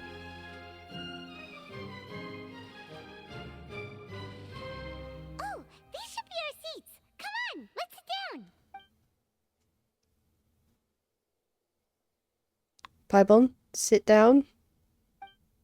Sitting. That's floating. Hey, Traveler. Maybe we should strike up a conversation with the person next to us. Since we're sitting together and the rest of the place is practically empty still, it's kind of awkward if we don't say anything. Oh, you little... Of course you put this on Paimon. Excuse me, I did not realize you felt awkward. I am terribly sorry. I would be perfectly happy to chat with you if that is what you would like. Oh, so you heard all of that, did ya?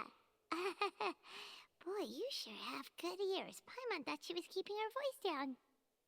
Wait, that's not it. Paimon's sorry.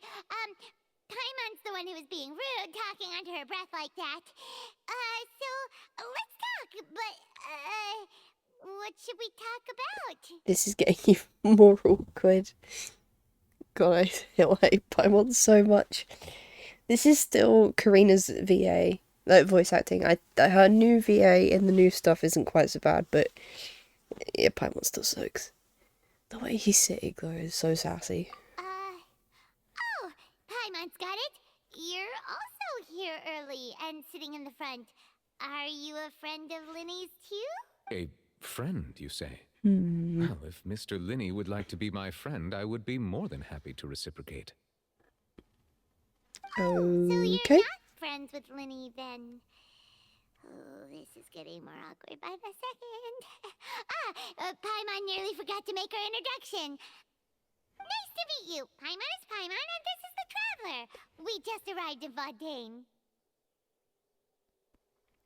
He's so nice. It is an honor to meet you two. I have heard of your deeds across Tevat. And as required by proper etiquette, I will also introduce myself. I am... Oh, Monsieur Nervillet. What an honor it is to have you here to see my show. Ah, Mr. Linney. I should say it is in fact an honor for me to see your performance in person. Have you ever met a more polite human being? Nervillet? Could he be... I saw you all chatting just now, but it seems you still don't know who Monsieur Nervillet is. Allow me to introduce you to Fontaine's Chief Justice. That seat is always reserved for him.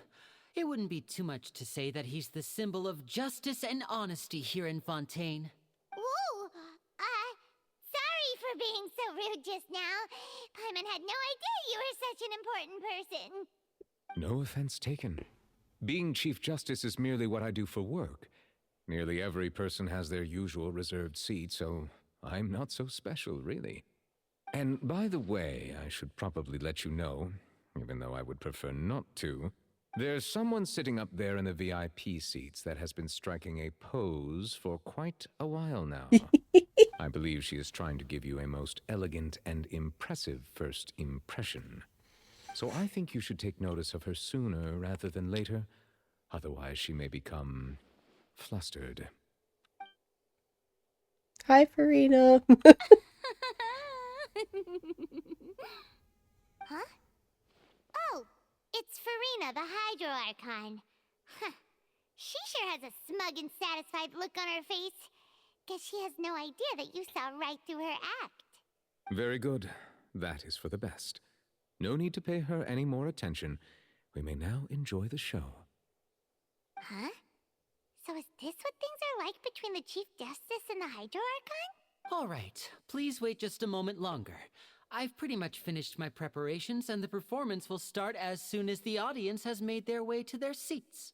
Yay! The show's finally about to start! Paimon can hardly wait! Paimon's never seen a real live magic show before!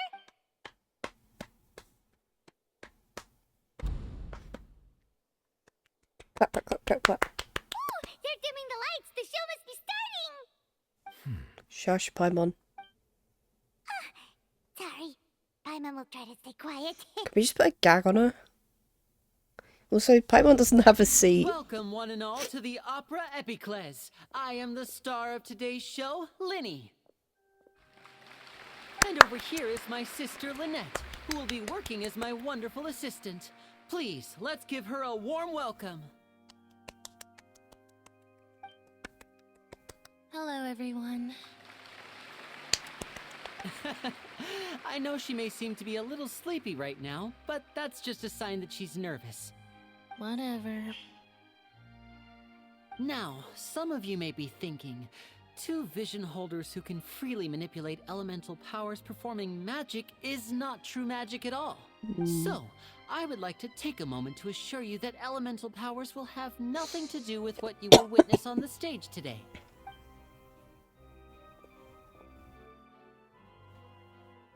Both Lynette and myself have removed our visions for the show. That way, even the gods won't be able to help us. Oh, good point. That's what makes the show real magic. Now, without further ado, let the show begin. I know you might miss her, but don't worry. She'll be coming right back on stage momentarily. Perhaps in an unexpected way. I'm sure she'll be stealing the spotlight soon enough. Oh, and before I forget, there's one more thing I should say. You never know what can happen in the blink of an eye. Oh? A magician's greatest skill is making things disappear or appear. The possibilities are endless.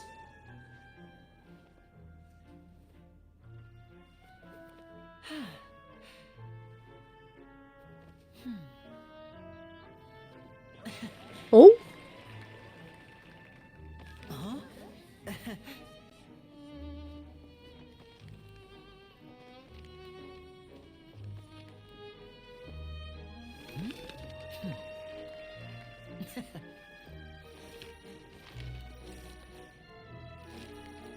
But this isn't what you came for. These little tricks, you've seen them all before. Yeah. So it's time for something truly extraordinary, don't you think? This one's a little tricky.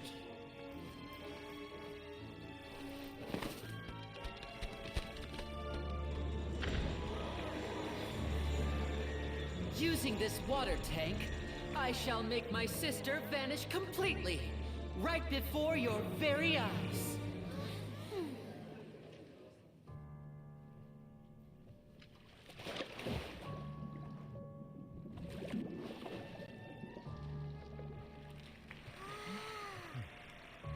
It's actually quite simple. She'll just turn into air bubbles and float right out of the top.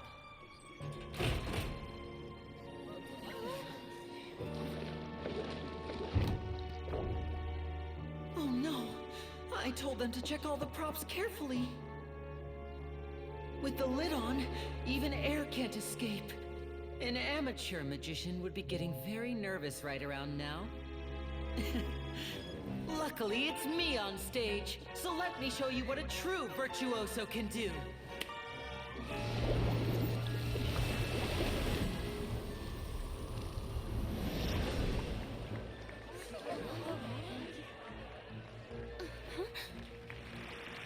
Lynette, are you still there? Don't go too far. We don't want to use up all our magic. Hi, I'm back. Uh-huh.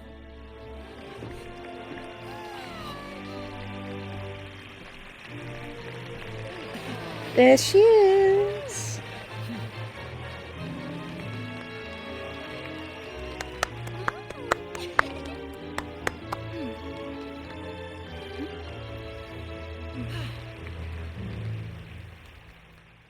Nice.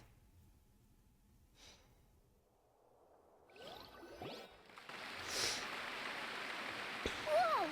What in the world just happened? How did he do that? Paimon didn't see him do anything. Wasn't Lynette inside the water tank? How did she disappear and then reappear out of nowhere? What a show. If you could see easily through his tricks, then that would mean that his skills are still lacking. To appreciate magic, you should focus on the show happening on stage, rather than getting caught up in trying to see that which has been intentionally hidden. Guess you're right. Paimon couldn't believe her eyes when Lynette reappeared. Amazing! Thank you everyone. I'm glad you enjoyed that performance. But our magical journey has only just begun. I've prepared even more astonishing surprises for everyone here. The magic of transformation and disappearance can go far beyond what you've just seen. I'm sure many of you are thinking that escaping the water tank was impressive enough. But Lynette is still my assistant after all. In which case, I have ample time to make all necessary preparations. So, for my next trick, I will require the participation of one lucky audience member. Please, if my assistants could bring out the magical boxes now. There are 2 boxes, and only 2 boxes. One is here, and one is there in the aisle among the audience. I'm sure many of our clever audience members have already guessed our next magic trick. A swap! Our lucky audience member and I will each enter a magic box. After 1 minute, we will each emerge from the opposite box. Now please, everyone pay very close attention to the box you see here. Don't give me any chance to make a move. Wow! How's he gonna do this? Hey, do you think this is all magic tricks, or does Lenny have actual Oh my god, superpowers? Paimon, shut up. The lucky audience member will be generated by this random number selector. It selects numbers entirely at random. Even I don't know who will be chosen to participate. Now then, let's begin. Let me see. Oh, row 7, seat 3. Congratulations! You now have the chance to experience magic firsthand for an entire minute. Please, come forward. My assistant will take you beside the magic box. I'm sorry, it might be a little cramped inside, but no need to feel nervous. We've carefully arranged everything for you to be as comfortable as possible. Okay. You don't need to do anything, but no matter what strange things may happen, don't come out of the box. If the magic is interrupted, who knows where you might end up? You might even find yourself in the Fortress of Meropide. Oh, okay. All right. Before I enter the magic box, there is one more thing I need to ask the audience to do. Could you all give me a countdown? Sounds like doable. this. 60, 59, 58. Just keep counting down. You can go a little faster or slower if you like. I won't be able to see anything in the pitch black box, so I'll be relying on your voices to know when time is up. Oh, and no tricks now. If you quickly count from 60 in just 30 seconds, then I'll be in a tough spot. Ooh! Paimon kinda wants to count faster after hearing him say that! I'm sure Lenny's prepared. No, that won't do. I can see it in your eyes. You still can't be trusted. Let's practice together. Come on, repeat after me. 60, 59, 58. 60, 59, 58! That's right, perfect. Keep it going. All right, I'll see you all on the other side once you've finished counting. 54, 53? Why aren't you counting, Nervalet? I am counting in my head. I think things are exciting enough in here as it is. Merely a consequence of my identity and personality. Do not worry about me. Just enjoy the show. Oh, all right. You look so serious that Paimon thought you might be feeling uncomfortable or something. 40, 39, 38! Mr. Linney, are you all right in there? Is everything ready? Yes, I'm fine. I'm just double-checking the direction of the magic. It would be a disaster if we get sent to the wrong places. For example, midair right above the audience. Even though he's saying that, Lenny doesn't seem nervous at all. I think it's all part of the show. What was that noise? Did you hear it too? Not sure. Anyway, it doesn't seem like anyone's worried about it. 25, 24, 23! What's wrong, Mr. Linney? I can still hear you moving in there. I seem to have accidentally knocked over a decoration. I'm trying to fix it, but it... Never mind the decorations. There's no time for that. The show is what's important. No, that's unacceptable. I want my show to be perfect. Don't worry, we still have 20 seconds. Hear them counting? 19, 18, 17! It seems things aren't quite going as planned. I apologize, everyone. It feels like you're all starting to count faster, but that's all right. I know it can be tiring to do such a long countdown. 10 seconds and change is still plenty of time. Okay. 10! Almost there now. Whew. Swapping two people is harder work than you might think. Even a master magician like me can't guarantee I'll get it right the first time. Hey, wait! Is this the back one? I can't tell. They both look the same inside. Huh? No, that's not it. I'll try again. 7! Hey, slow down! Honestly! 5, 4, 3, Whoops! That doesn't count! 0.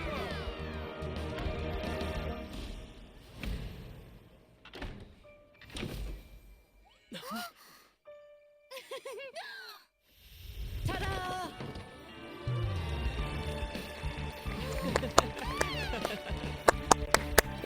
This crowd work is insane.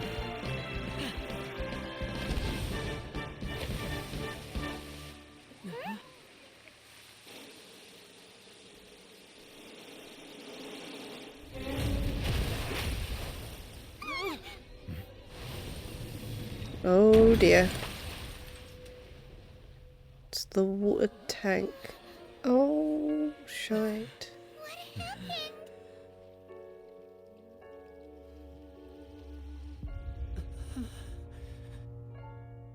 What did happen?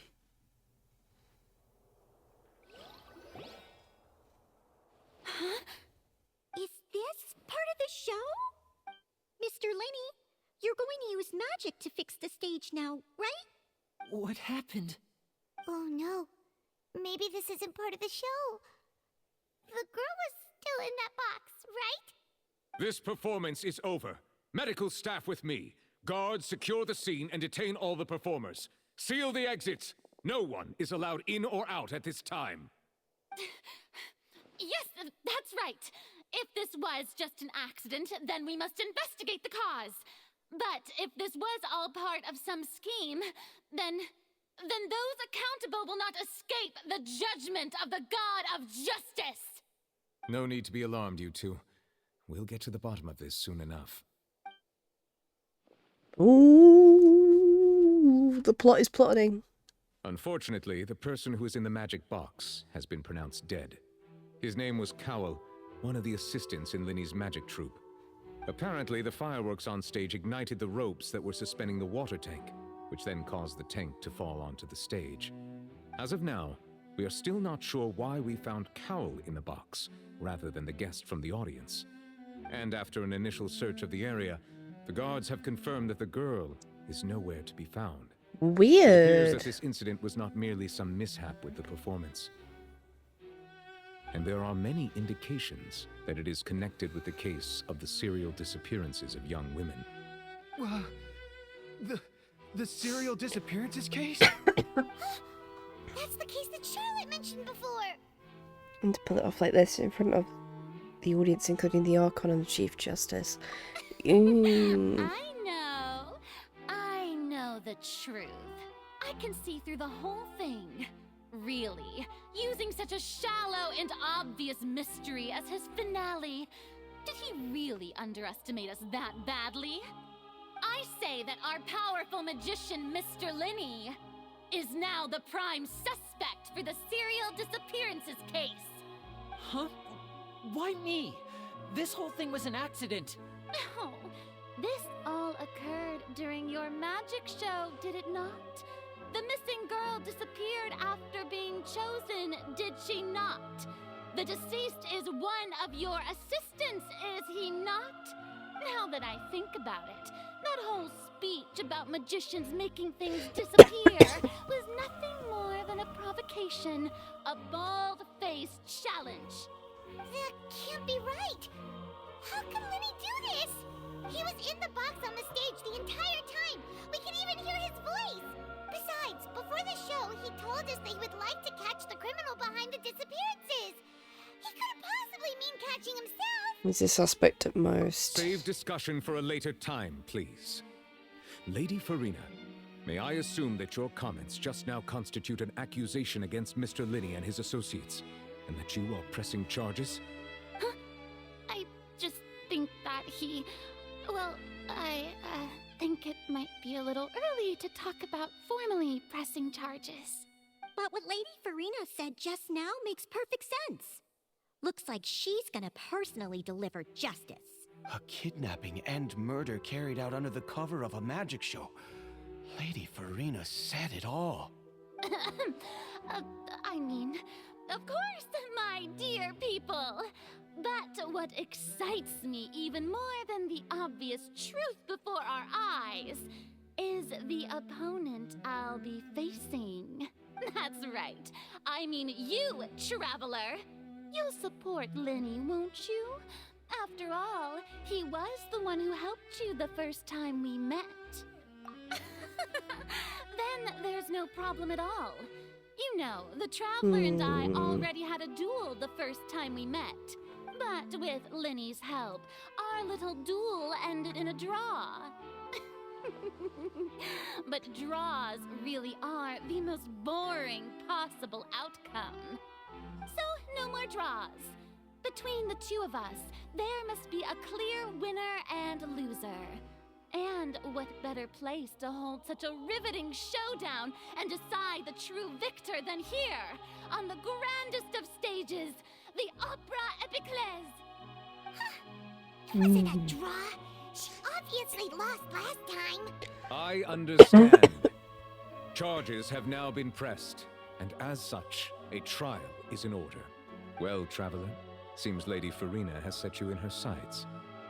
But putting her dramatic rhetoric aside for a moment, I would like to ask you, are you willing to act as Mr. Linney's attorney and defend him in this case? Yep. Very well. The trial will be held a day from now in the Opera House. Both sides may investigate the scene to build their cases and search for the truth. Linney and his troupe are all potential suspects and shall remain within the Opera House. The audience may begin to leave in an orderly fashion once they have been cleared by the guards. A day isn't that long. Let's see what kind of case this big shot Outlander can build in such a short amount of time. I'm really quite looking forward to hearing it.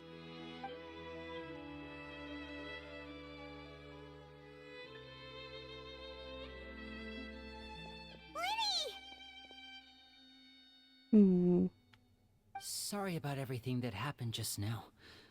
Were you frightened? Of course! Who wouldn't be scared after witnessing an accident like that? Yeah, I'm a little shaken up myself. How could this happen? And poor Cal. I know you already claimed that you would defend me, but now it's just us talking. Tell me, do you think I could possibly be the murderer? I don't think you're a murderer. Good to hear. Thank you so much for trusting me. I'm sure everyone sees me as the biggest suspect at this point.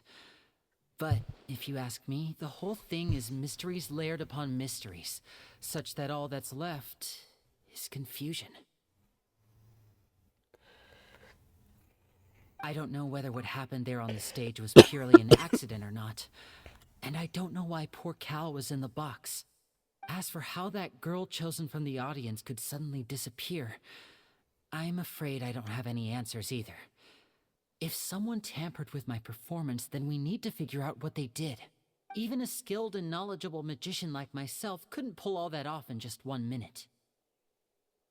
Very strange. Which is precisely why we need to investigate. As this book says, the impossible could not have happened. Whatever happened must have been that which is possible. Where did you get those glasses? When we were reading at the bookshop in the city earlier. Pretty cool, huh?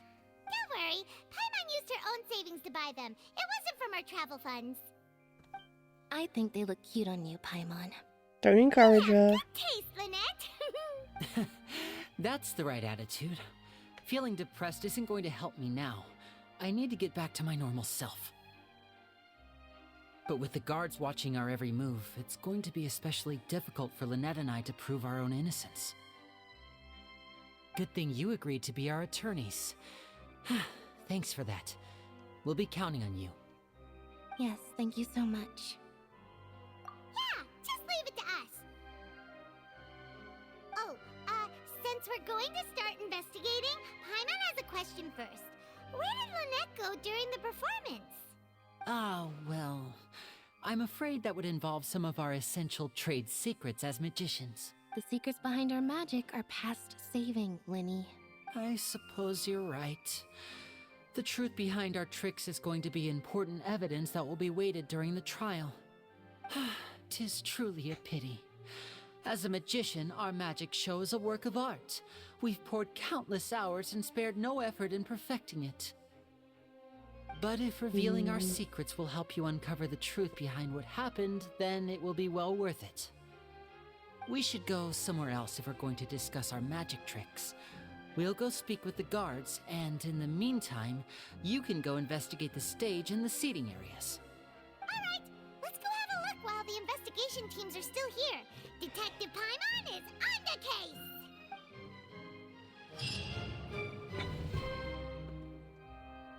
Hello, officer. How's the investigation going? Ah, I see. You must be the traveler that Lady Farina mentioned.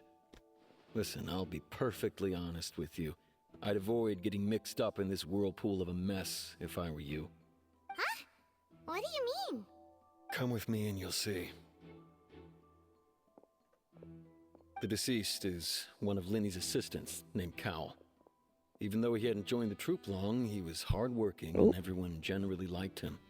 The assistants are usually in charge of setting up and inspecting the props, as well as assisting with the show and keeping the crowd engaged. As you probably saw when you were in the audience, the water tank suddenly fell and smashed the box with Cowl inside it. Yeah. This is the real mystery. We've already searched the scene and were unable to find any traces of the girl. However, if you look carefully, the box was positioned directly under the water tank. The ropes holding the tank were then burned by the pyrotechnics on stage, causing them to snap. All these factors lining up so perfectly makes it hard to see this as a mere accident. If anything, the more logical explanation is that the whole incident was intentionally planned, and Linny is the most likely person to have access to all these areas. But he doesn't have a motive. Are you both good friends of his? Well, you can't say we're good friends, but we've known each other for a little while. So in just a short time, he was not only able to win your trust, but even convince you to act as attorneys. I know there's no such thing as magic. The real trick of a magician is holding the audience in the palm of their hand. I've seen a lot of cases, and I can tell you that people are the least reliable kind of evidence. Sorry, I tend to be pretty straightforward. Just know that I'm warning you for your own good. Anyway, you may investigate the scene of the crime yourselves if you're curious. Who knows, maybe you'll be able to come up with some new evidence.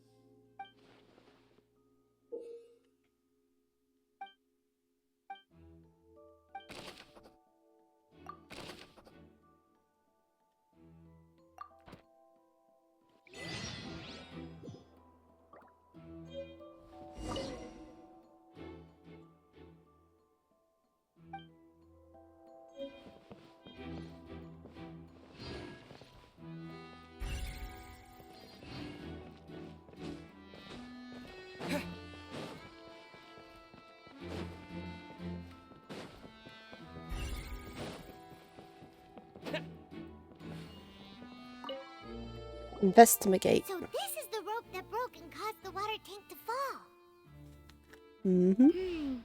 The rope looks pretty durable. How can it be burned through so quickly by fireworks? Why are you suddenly so serious, Traveler?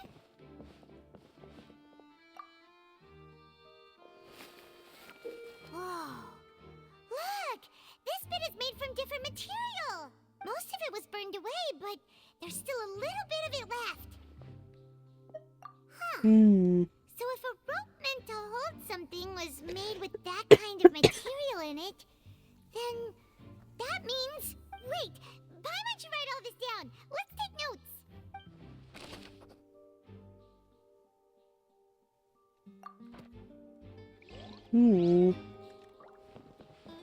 It seems like a setup to me.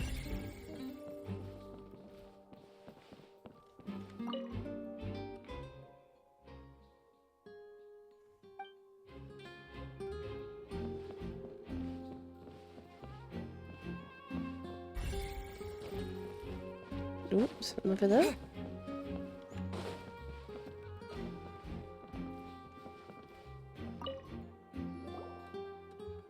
The investigation team has some new findings. Turns out there's an issue with the random number selector after all. See, I told you. What if the machine picked some big guy's seat?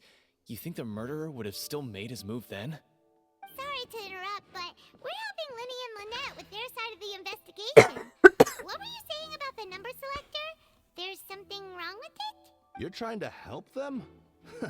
That'll be a tall order. Linny used the machine to pick a random member of the audience during his performance, right? The lucky girl that later disappeared. Well, we thought there might be a serious problem with the machine, so we had it taken away for further inspection. It turns out that the seat number it picked wasn't random at all. The machine picks that same number every time. I'm sure you already know that you have to make a reservation in advance to get a seat, regardless of whether it's a trial or some performance. In other words, Linny knew who would be sitting where from the very beginning. That much checks out. Linny reserved our seats for us too. Bet you see why I was saying it'd be tough to make a case for Linny. Even though it's bad for Linny's case, Paimon had better write it down.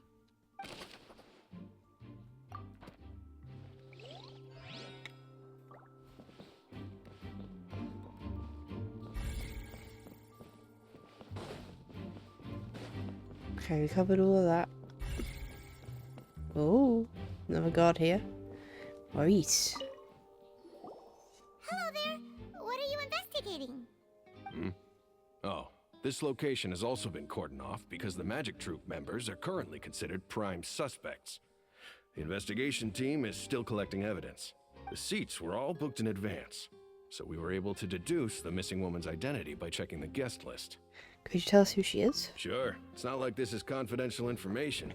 We will publish it later anyway when we petition the public to help us find the missing person. Her name is Halsey. She's a painter from Fontaine who's made a bit of a name for herself. Apparently, she wasn't a regular at the Opera House, but she'd been feeling some pressure with her work lately, which made her decide to come see the magic show. The Magic Troop members all claim not to know her, and we have looked into her social connections.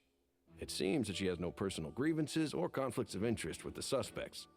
Simply put, she wasn't related to the Magic Troop at all, which matches the features of the previous serial disappearances.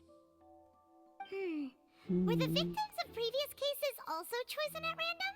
That's how it seems to us, in any case. Apart from the fact that they were all young women of around the same age range, there really weren't any other connections between them. Interesting. Okay then. No need to be so formal. If you do happen to see the missing girl, please be sure to contact us. It is of utmost importance that we get to the bottom of these disappearances.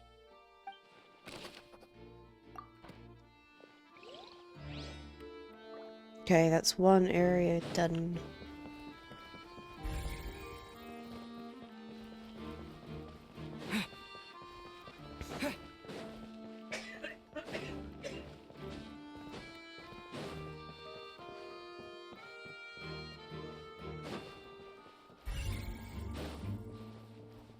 Hello. I see that you're investigating the area. Well, it just so happens that I'm interested too. If you find any new and interesting leads, be sure to share them with me, all right? We don't have too many thoughts yet. Then why don't I tell you my hypothesis first? The way I see it. And I'll start it with that loud thud. The thud? Oh, you mean the sound that happened during the countdown? Yes, exactly. It wasn't terribly loud, but I suspect that most people heard it. It's just that everyone was awaiting the results of Linny's trick with bated breath, so no one paid it much mind. But now that the incident has happened, the thud has become an important clue. That makes sense. So, what do you make of it? I'm of the opinion that it may have been the sound of Linny's accomplice, Lynette perhaps, jumping atop the water tank or something like that. And when the pyrotechnics went off, she cut the rope, sending the water tank crashing down. But wasn't the noise we heard too loud for that? Perhaps the balance wasn't right, leading to a particularly rough landing. And the water tank has started to swing a bit if that's the case. Oh, that's true. I suppose I must reconsider. That does remind Paimon, though. What was with that sound?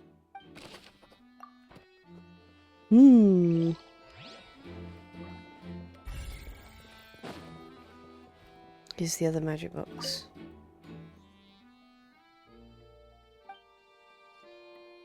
Yeah, that's not gonna really help us until we squeeze it out of Linny.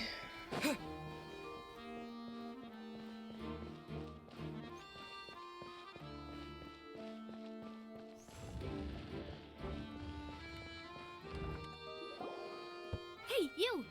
Yes, both of you! Over here! I've been keeping an eye on you for a while now. Okay. Huh? You mean us? That's right.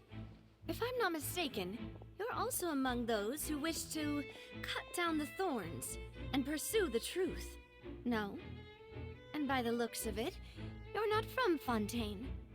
Well, you're right on the more about that one, but who are you?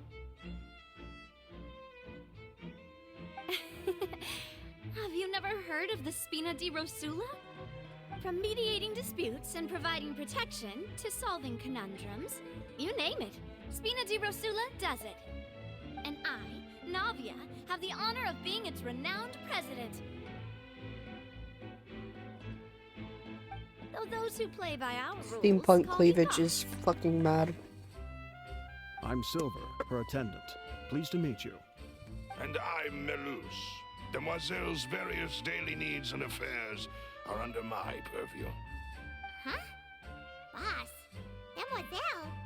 What gives with the names? Well, I am the second generation president. Malus and the others are still used to my previous title. My apologies, Demoiselle. Should you prefer, boss, I will endeavor to use that instead. No need. You don't have to call me boss. Just Navia is fine. Okay, if you say so. Not that we're members of Spina di Rosula anyway. All merely trifling details. Never mind. Now, back to the situation at hand. That's right. I've always kept an eye on the serial disappearance cases. My interest stems from a matter back from my father's time. Judging from the look of things, I find Linny an unlikely mastermind. Really? We think so too! That's why we're looking for clues now! But how did you come to that conclusion?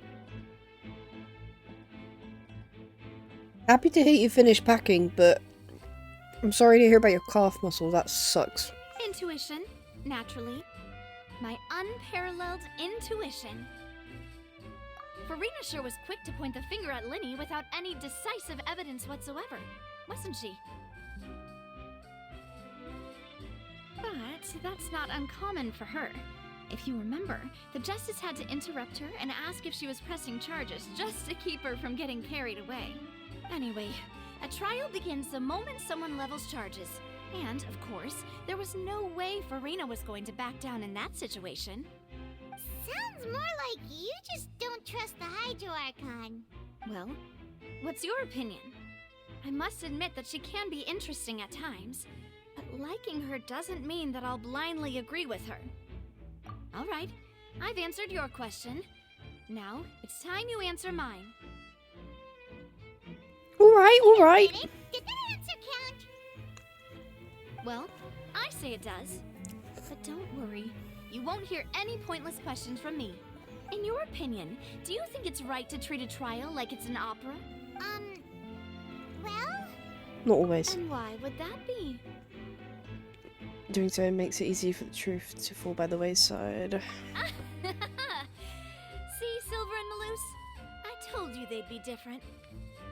Most astute of you, demoiselle. I too think that the Traveler's response was most excellent.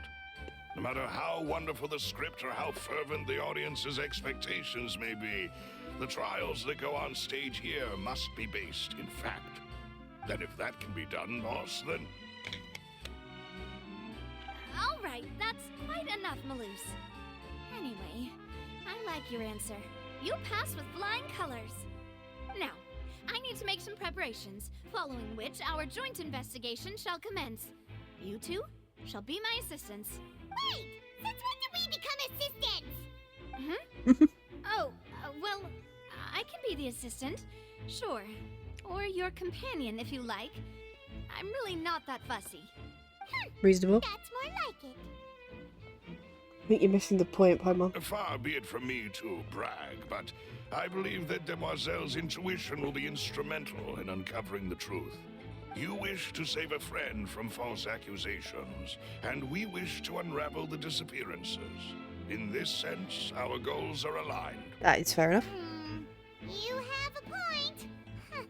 You're quite the talker, aren't you, mister? And what about you over there? What do you think? You seem like you've got something on your mind. I have nothing to add. Oh, alrighty then. We'll be making some preparations first. Just be sure to let us know if they start revealing Linny's tricks. Thanks!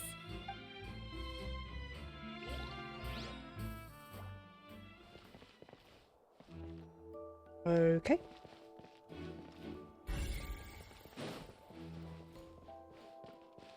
Hello. Sorry, but no one can freely enter or exit the Opera House at the moment. If you wish to leave, you must register your identity with us first. No, we're not leaving. We're representing Linny and Lynette as attorneys, so we're investigating the case. Were you always guarding this entrance? Yes.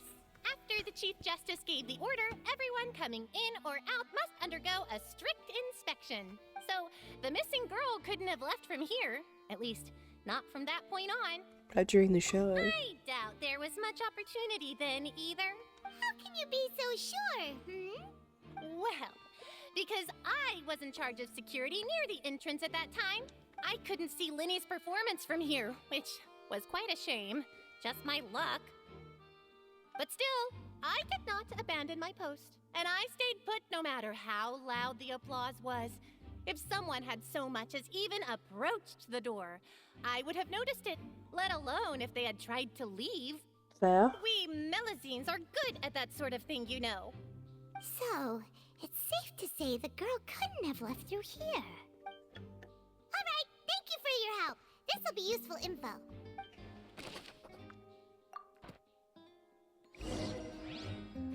We've checked everything of note here at the performance venue. Paimon wonders how Linny's discussion with the guards is going. Let's go see. Yes, Understood. let's. Then I will be going with you. Just so you're aware, I will be monitoring your actions and making notes as necessary. Very good. Thanks for being so agreeable. I'd pull a rose out of my hat as a gift for you if I could. You may spare the pleasantries. I'm just doing my job. Hello. You've arrived. Who's this? Me? I'm Spina di Rosula's guardian angel. If you've got a problem, I've got the firepower. Sorry, I got a little carried away there. Call me Navia. I'm a partner of theirs, and will be helping investigate this whole situation. And these are my companions. Would you mind if they join as well? Fine by me. Oh, new helpers? I would be most grateful. Okie dokie. Well, let's just say we're tagging along. It's not every day you get to see the secrets behind magic performed on such a large scale. I appreciate your kind interest. Come with me. We'll be heading below stage.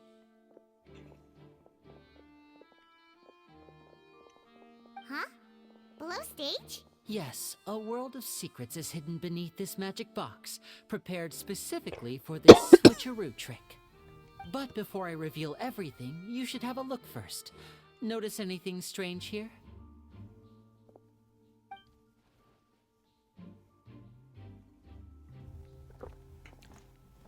I'm not trying to be dramatic. Remembering the details of a trick will help you understand the methods used to perform it more easily. Huh. Weren't there balloons and other decorations here? Where did all that go? Ah, good eye. That said, you're still far from discovering the answer. The back of the door isn't the same. The back? You mean the inside of the door? What's different about it? Paimon didn't notice anything. Very good indeed. I thought you might not be able to catch that, given that you were sitting in the first row. The back of this door was patterned. Those patterns are now gone, replaced by a smooth wooden board.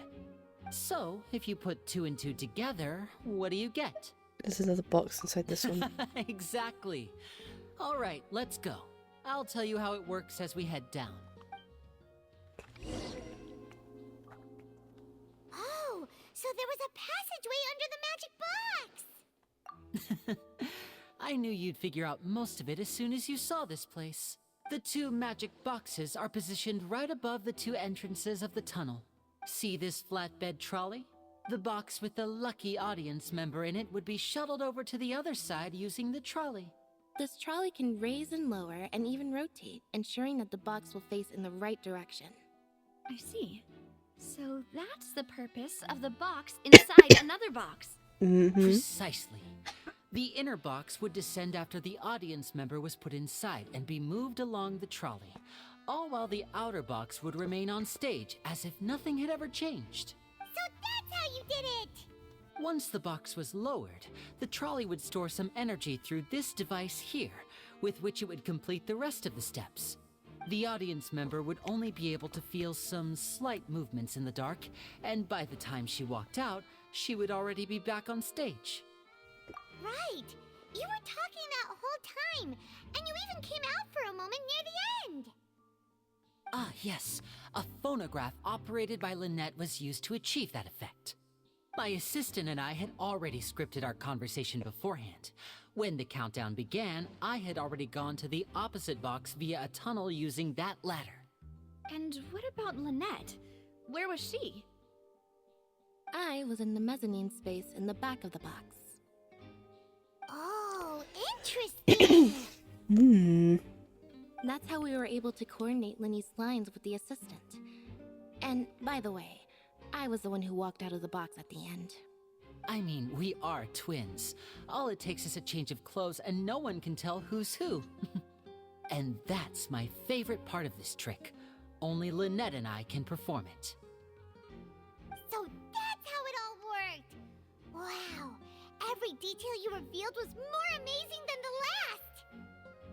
Lynette would briefly walk out of the box and then go back in, jumping into the tunnel and escaping before the box on the trolley could finish ascending. And then I walk out of the other box in the audience area, and the trick would be complete. The operative word here being would. But as you saw, Cal was in the box, not our audience member. She, on the other hand, mysteriously vanished. We really don't know how that happened. If not for that interlude, this would have been an astonishing trick. I probably never would have figured out how you pulled it off. And yet, to think that someone was able to use this magic trick to commit a crime. Could we have a look around? I think we can come up with some more leads. This is the scene of the crime, so Linny and Lynette are not permitted to stay here. I'll escort them back up. Yes, of course. No need to be so strict now. I won't disappear into thin air, you know.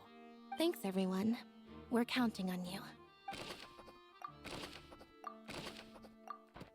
Excellent.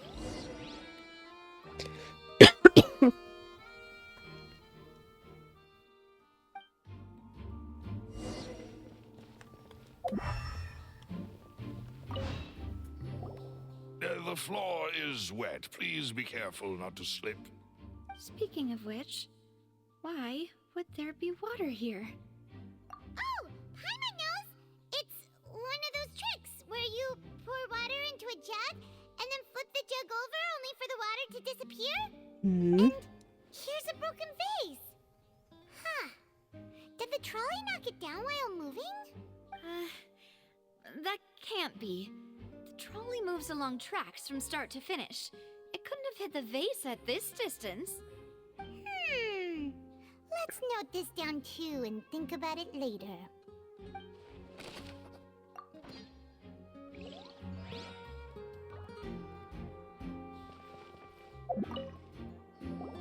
Oh, these are the clothes that the lady chosen from the audience was wearing, right?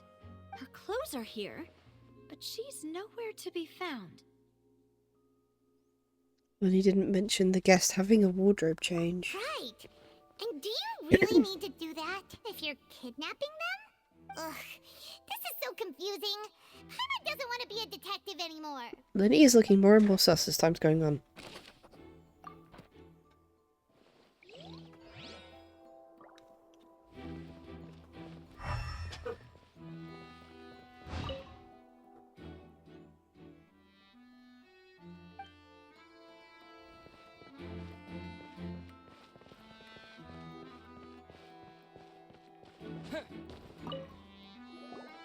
What is this place?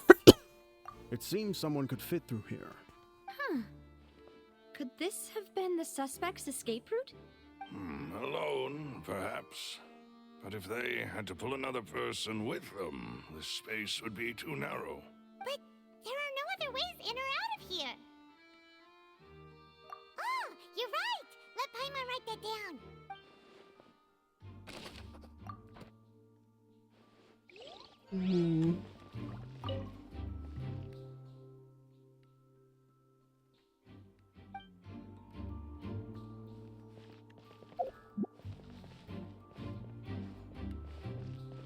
Oops, storage boxes.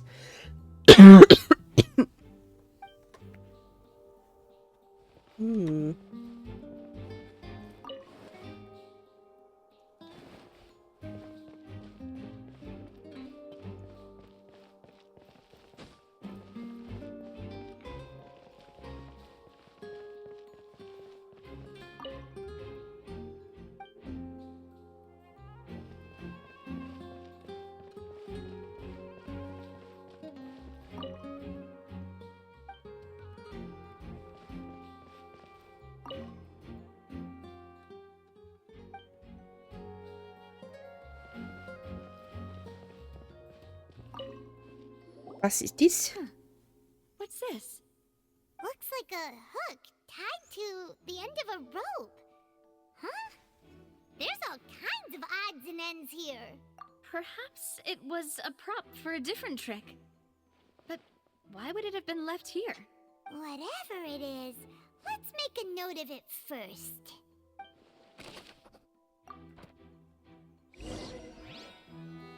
Seems we're just about done investigating down here. Okay. I'm still not working this out. It just seems really sus. Well, we've ascertained the state of the crime scene. Let's find a place to sort out our findings once Malus returns. It seems to me that there are several things that don't add up here. Apologies for the wait, demoiselle. So, what did the guards say? Did the criminal escape through the vent? They believe the odds of that are very low, since the vent leads to the Opera House's basement. The guards have checked the area carefully. No one left through the basement during the performance or after the incident, and no one was found hiding there. So the tunnels become like a secret chamber then! You know, like the kind you usually see in novels! The plot thickens. Halsey's disappearance and Cowell's death are both quite inexplicable. No wonder Farina was so confident in her accusation. All the current evidence points toward Linny and Lynette. In other words, the charges are very likely to be upheld unless we make some considerable progress. Charges and then trial. So if the charges are upheld, they'll announce a sentence? That's right. This is how a trial goes in the Opera House. During the proceedings, the Chief Justice and the Oratrice will hear statements from both sides. That's right. This is how indemnitium is produced. The statements from both sides, the defenses from attorneys, witness testimonies, and even the audience's emotions will all be projected on the Oratrice. To put it simply, it's as if the Oratrice has its own will, and is a judge in its own right. This also precludes any kind of favoritism on the part of the Chief Justice. And not that this has ever happened anyway. Once both sides have finished speaking, the Chief Justice will make his final decision. This, too, will be used by the Oratrice as a reference. Then, finally, the Oratrice will be consulted by officials. The result it returns is the will of justice itself. Interesting. So that machine is the one that actually decides? Paimon thought Novelet called the shots. In practice, there is very little difference. Both have always come to the same judgment. Which is why people have great faith in the Chief Justice. Yes, the guards also asked me to convey that none of us will be allowed to leave this place before the trial. Huh? Why? Because we've chosen to act as the twins' proxies. That makes us persons related to the case. They're concerned that we might be colluding with outside parties, or that we might find outside help to disrupt the case. And even if that were not so, it could prove problematic if we happen to spread key information about the case ahead of time. I'm ready to break out at any time. Whoa! There's no need for that! Paimon thinks they have a point. That said, are they providing food? Jesus Christ, Paimon. Everything is a food thing. I just hope you don't mind the lack of options. I'm afraid that catering to all tastes is not in the cards, nor is any guarantee of balanced nutrition. In that case, let's just sort out our findings together here. Pity. I was hoping to take you to try some of Fontaine's famous desserts, too. I mean, what better way to properly think through our findings than over some tea and sweets? Huh. Breaking out suddenly doesn't seem like such a bad idea after all. Paimon. Just kidding! Just kidding! Paimon will still do her best, even if there are no snacks. What do you mean, no snacks? Of course we'll have snacks. If we cannot buy some, then we'll simply make some. Huh? Here? But how? Understood, demoiselle. Everyone, please come with me.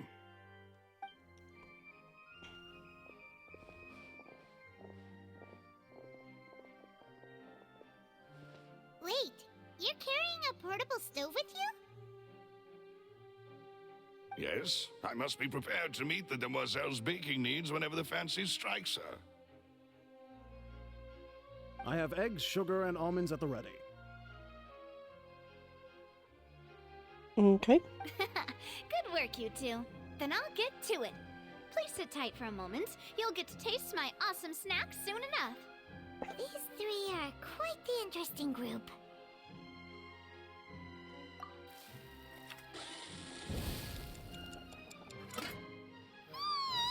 And Paimon thought it smelled good while it was still in the oven!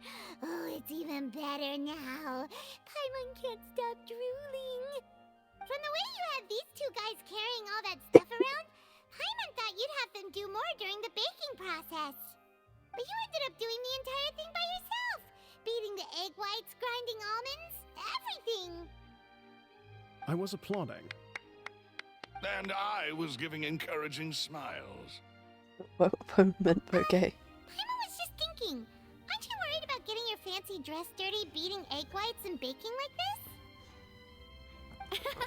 Well, I don't think it's carved in stone anywhere that fancy ladies can only read books, sip tea, ride horses, and play the piano. I just really enjoy making snacks. Don't underestimate beating egg whites, by the way. It's a real arm workout. You also need to beat them to just the right consistency, or your macarons will crack. Anyway, give these a try, fresh out of the oven. There's 3 for each of us. Only 3? Well, eating too many sweet treats might send all that sugar to your head. You wouldn't be able to think clearly about the case on a sugar rush, would you? Fair enough. Tea is ready to be served as well. This is Demoiselle's favorite, strong black tea with a floral fragrance that clears the mind and lifts the spirit. No need for concern. I'm merely doing as I should. All right then. Down to business. As Paimon mentioned previously, the tunnel seems to be something of a secret chamber.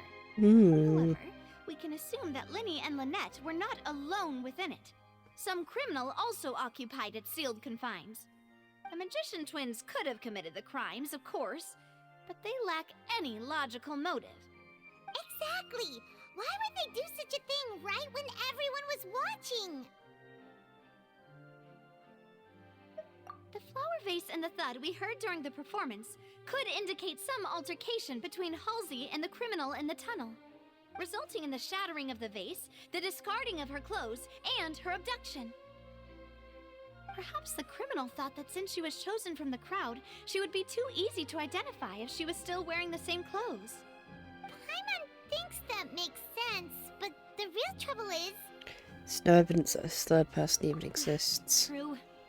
None of the clues we found thus far support the existence of this third person.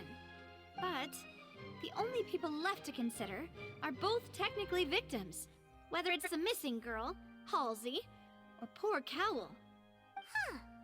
Could Halsey have secretly made modifications to the magic props in order to murder Cowl before making her escape?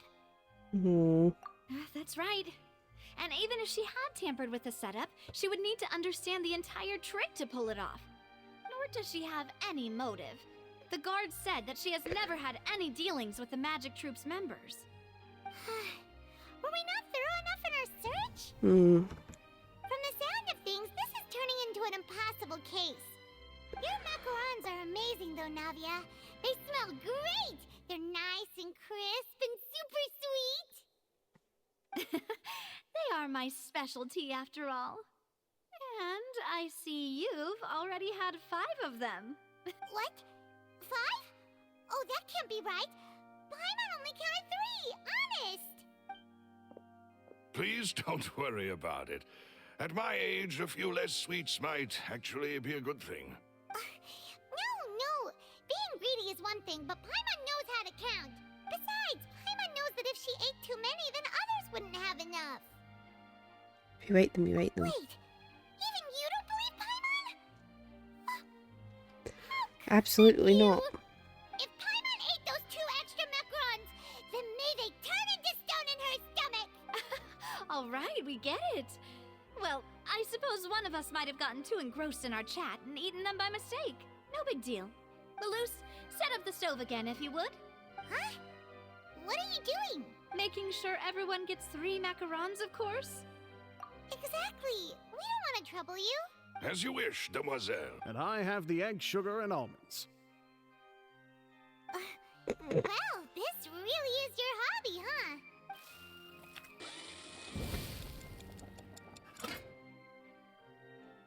Well, that's it for snack time. I'm going to have another look around the area. I don't know what we're looking for yet, but we've still got some time. As attorneys, I suggest the 2 of you think the case over again. It would be awkward if you got all tongue-tied on stage during the trial. All right, thanks for your help and for the snacks. nothing. A small task for the Spina di Rosula. Silver, Malus, it's time to go. I'll be back if I find anything new.